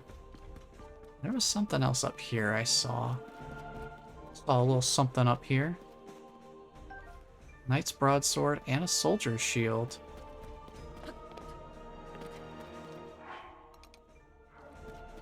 Yeah, like we haven't been stuck without a...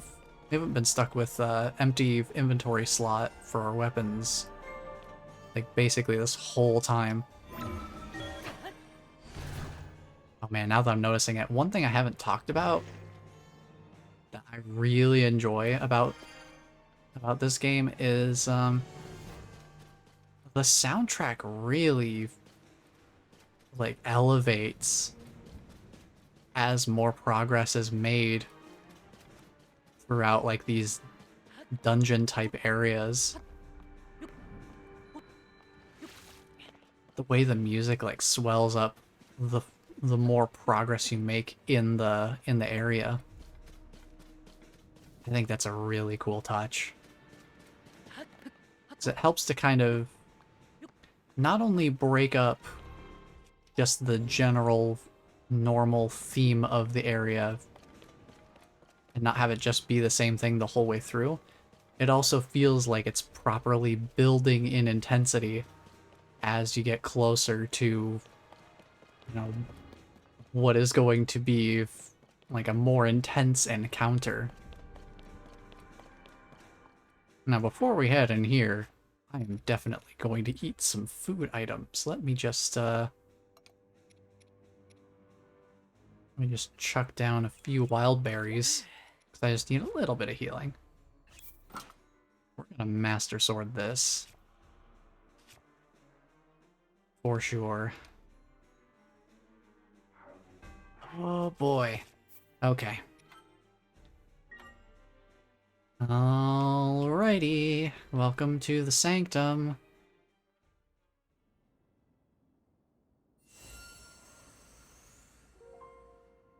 At last. At last. I have been waiting for you to arrive. This scene's pretty cool too. Now, Link, there is something here I want to show you. Whoa. Look at it, it's so pretty. It's like nothing ever happened to the place. What do you think? Hyrule Castle. Perfect and glorious. Oh, where'd she go? Awaken memories? Oh, hi. Memories of our time here? Yeah, she's teleporting around. That's not good. Really taken every detail. After all, this place Will be the last thing you ever see. Hey. Hey, Ganondorf. How's it going, buddy? Swordsman who endured my corruption, who has persisted in slaughtering my servants. Interesting. How is it that you survived my attack? Power friendship. It must have been that wretched arm. Nah, power friendship. No matter. You will not live to see another sunrise. Nah, power friendship begs to differ. Puppets entertain you. She made it so easy to mislead you, to keep you occupied. But such an indirect approach is no longer needed. End this hero's life, my dark servant. Cut Hi, buddy. It's Phantom Ganon time. Here we go. Notice how the Master Sword's glowing? Notice how there's also a bunch of other Phantom Ganons?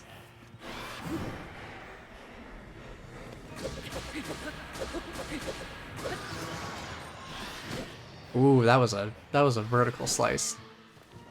Yikes. Ooh, yikes.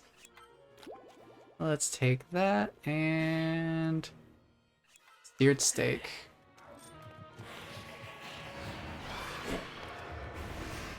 Gotta pay a little bit more attention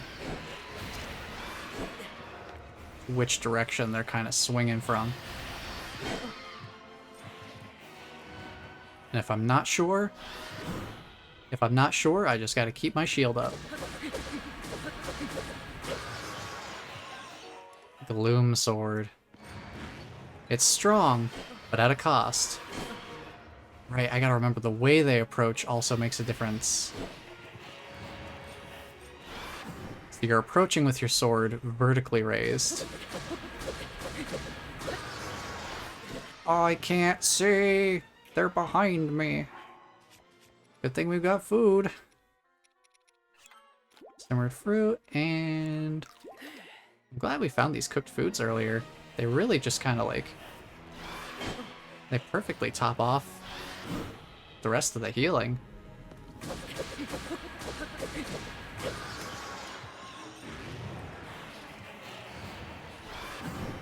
Hey, there we go. So that's round 1. So we're dealing with like, what, 5 copies? We're dealing with like 5 of them there? Now there's 5. And he's spreading out a gloom pool. Mmm. Tasty. How about you stop doing that? Whoa, hey, buddy! How's it going?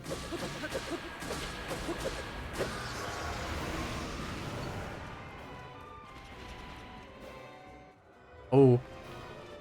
They've got the Gloom Club now.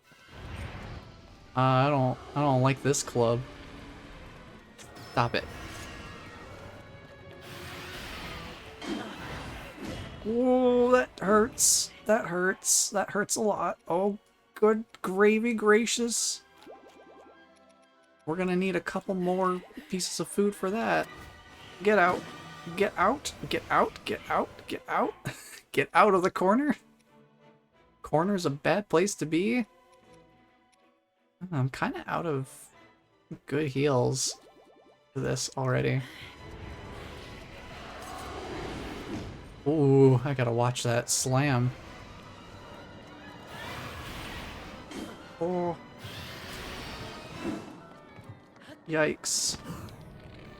How about we do a little bit more damage here with a Soldier Concert 3 horn? Can I get one more? Ah, no. Oh, I should deal with that. Stop it.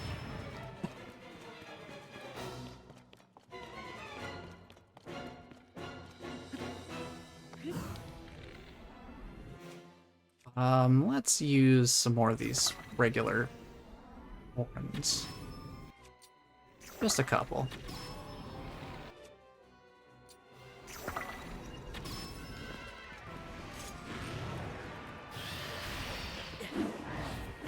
Okay, that's not what I wanted.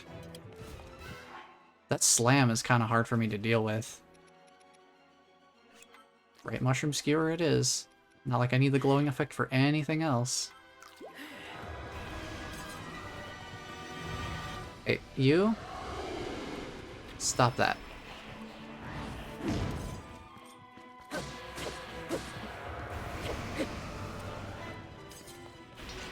Oh, they're switching to spears. Oh, it's spear time.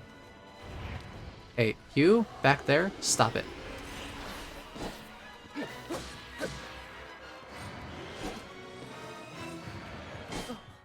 Okay, I gotta watch that timing. There we go. Finally, another flurry rush. Been long enough since I got one. Whoa, that was a generous flurry rush. I'll take it. Ooh, wow, the flurry rush on the spears is generous. Get him out of here, though. Oh, boy. That is not a super easy fight. I definitely had to get some food in me for that one. It seems there is more to you than the power Rauru has gifted. But It's power friendship. much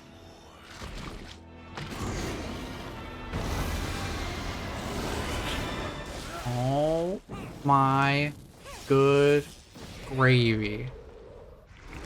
Link, we are here. Our friends are back. And they're not spirit form, so it doesn't matter that they're here. It doesn't break any of our challenge rules. Just what is this thing? You do not recognize me. Perhaps there are limits to the knowledge the secret stones impart.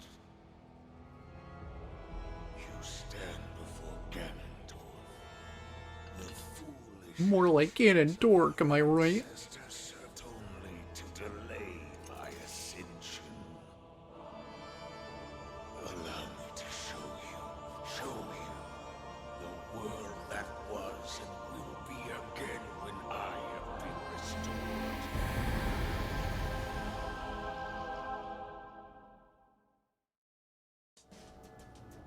Oh, hey. I mean, he looks a lot healthier now, relatively speaking.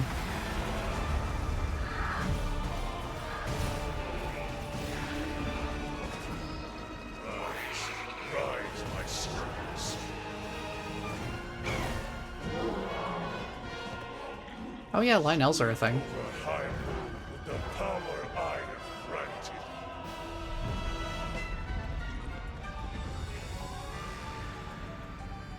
Eliminate this kingdom and her allies. Now, question about the Lionels. Leave no survivors. Are there any Lionels in the overworld in this game?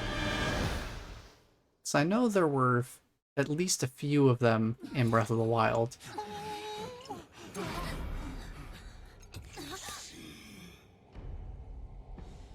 cannot hope to escape your fate. My power will sweep across this land. You need but await the inevitable end.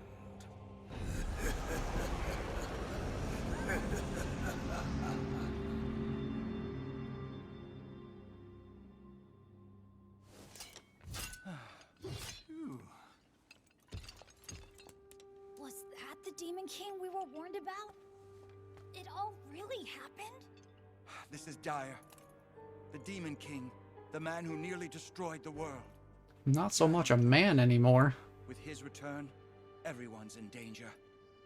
Oh, this isn't good. If that really was him, we're in real trouble. Hold on. He must not be at his full strength. Otherwise, why flee instead of finishing us off? We should return to Lookout Landing and decide what to do next. Link, you should come too. I'm gonna grab this heart container first. We do have all of these, the higher your maximum number of hearts, the more its attack power increases. I think I'll drop Knight's Bow for that. I don't want to use the gloom weapons because I don't want to get gloomed. I'm gonna grab these. I'm gonna grab a couple of these Demon King bows though.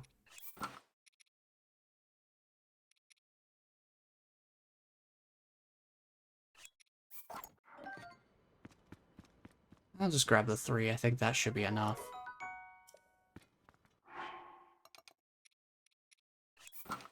And then we'll use the royal bows for now.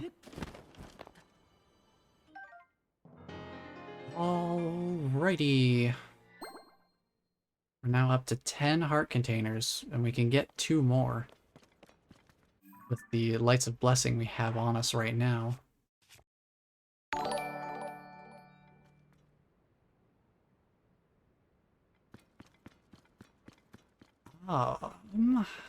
Where to go from here? I guess I think the Hylian shield is below us, if I remember correctly.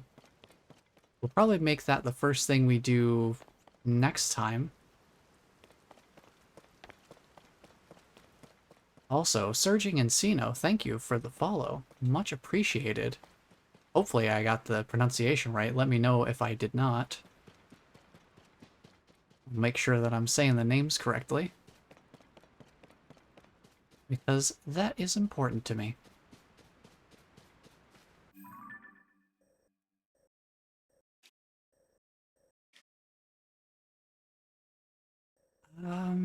Yeah, I think that'll be... Having dealt with that encounter, I think that is a pretty decent spot to call it for tonight, since we are at about that time. But we made a decent amount of progress this time around. We got a lot of mapping done in the southern region. I think we're only missing 2 Skyview towers. Don't know if we'll grab them, don't know if we really need them. I think we'll probably be fine without them. And ultimately, the bigger prize was getting the final 2 dragon tiers, and then getting the 12th one. So that now we have the Master Sword. The legendary sword that seals the darkness.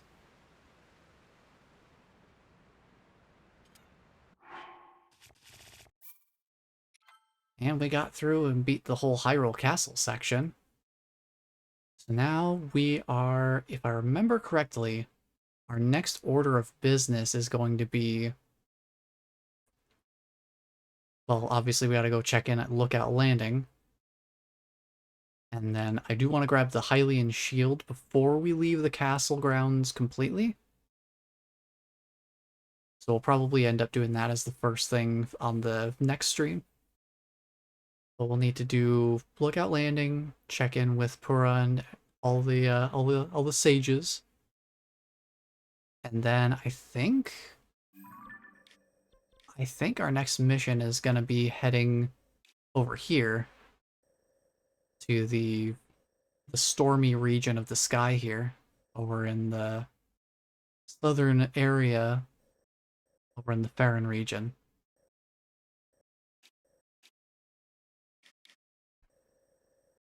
I think that's our next destination, is over there. So we'll be heading back south again next time, I imagine. But we will deal with that when we get to it next time. We'll probably cook some more meals while we're at Lookout Landing, because I used a few of them. Only a few. I'll just make sure we're really stocked up when we get back there next time. But yeah, that will be it for me for tonight. So, thank you all for being here and hanging out. We're making pretty good progress. We are definitely closing in on the end game at this point. I think we've only really got one major section left before we're in the final stretch. And we've done it all with no fast travel and none of the Sage's Vows active at any point. We've had these completely turned off the entire time. Honestly, no fast travel has not really been too problematic, all things considered. The main thing it's really done, other than a couple of specifically difficult questions we had to kind of answer, in terms of how we get to certain places without fast travel.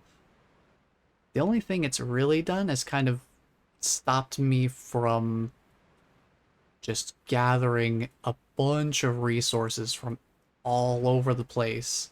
I've kind of just been picking up stuff as I go. And you know, it's been kind of nice to just travel around on foot and occasionally on horseback. And just kind of really find the way from point A to point B without my usual method of just, oh look, Skyview Tower, teleport to it, go up in the air, glide to where I need to go, use Tulin to help me get more distance. And just doing that for basically every point of interest that I wanted to explore. Just like, oh, there's shrines off in the distance, let me just go to the nearest Skyview Tower and glide over to them. But without fast travel, that methodology doesn't really make nearly as much sense. Because walking back to the Skyview Tower every time I want to go to a different shrine just doesn't really make a whole lot of sense. It just takes a lot of time. So it's definitely gotten me to think about the game in different ways than when I first played through. For one thing, I actually used shield surfing for mobility, which in my first playthrough I don't think I ever really did. Because I'm just like, oh, I don't want to wear down my shields, I might need them. But now I've actually gone out of my way to make a shield that has a sled on it for, you know, when we were in the Gerudo region. I actually used shield surfing to get around. Like, what a concept. Yeah, it's definitely gotten me to play the game in a bit of a different way. And I am glad to be revisiting this game. I have been thinking about possibly tinkering around with some Zonai pieces and just trying to get more into the engineering side of things and see what I can build. I do have one or two ideas I want to test out and see if I can make them actually exist and get them to actually function the way I want them to. But I'll probably end up looking into that more after we're done with this current playthrough. But that will be something that I kind of look into more later on. For now, that will be it for me for tonight. So thank you all for being here and hanging out and joining on this journey. It's getting closer to the end, that's for sure. Still got a little ways to go though. So until the next stream, take care everyone.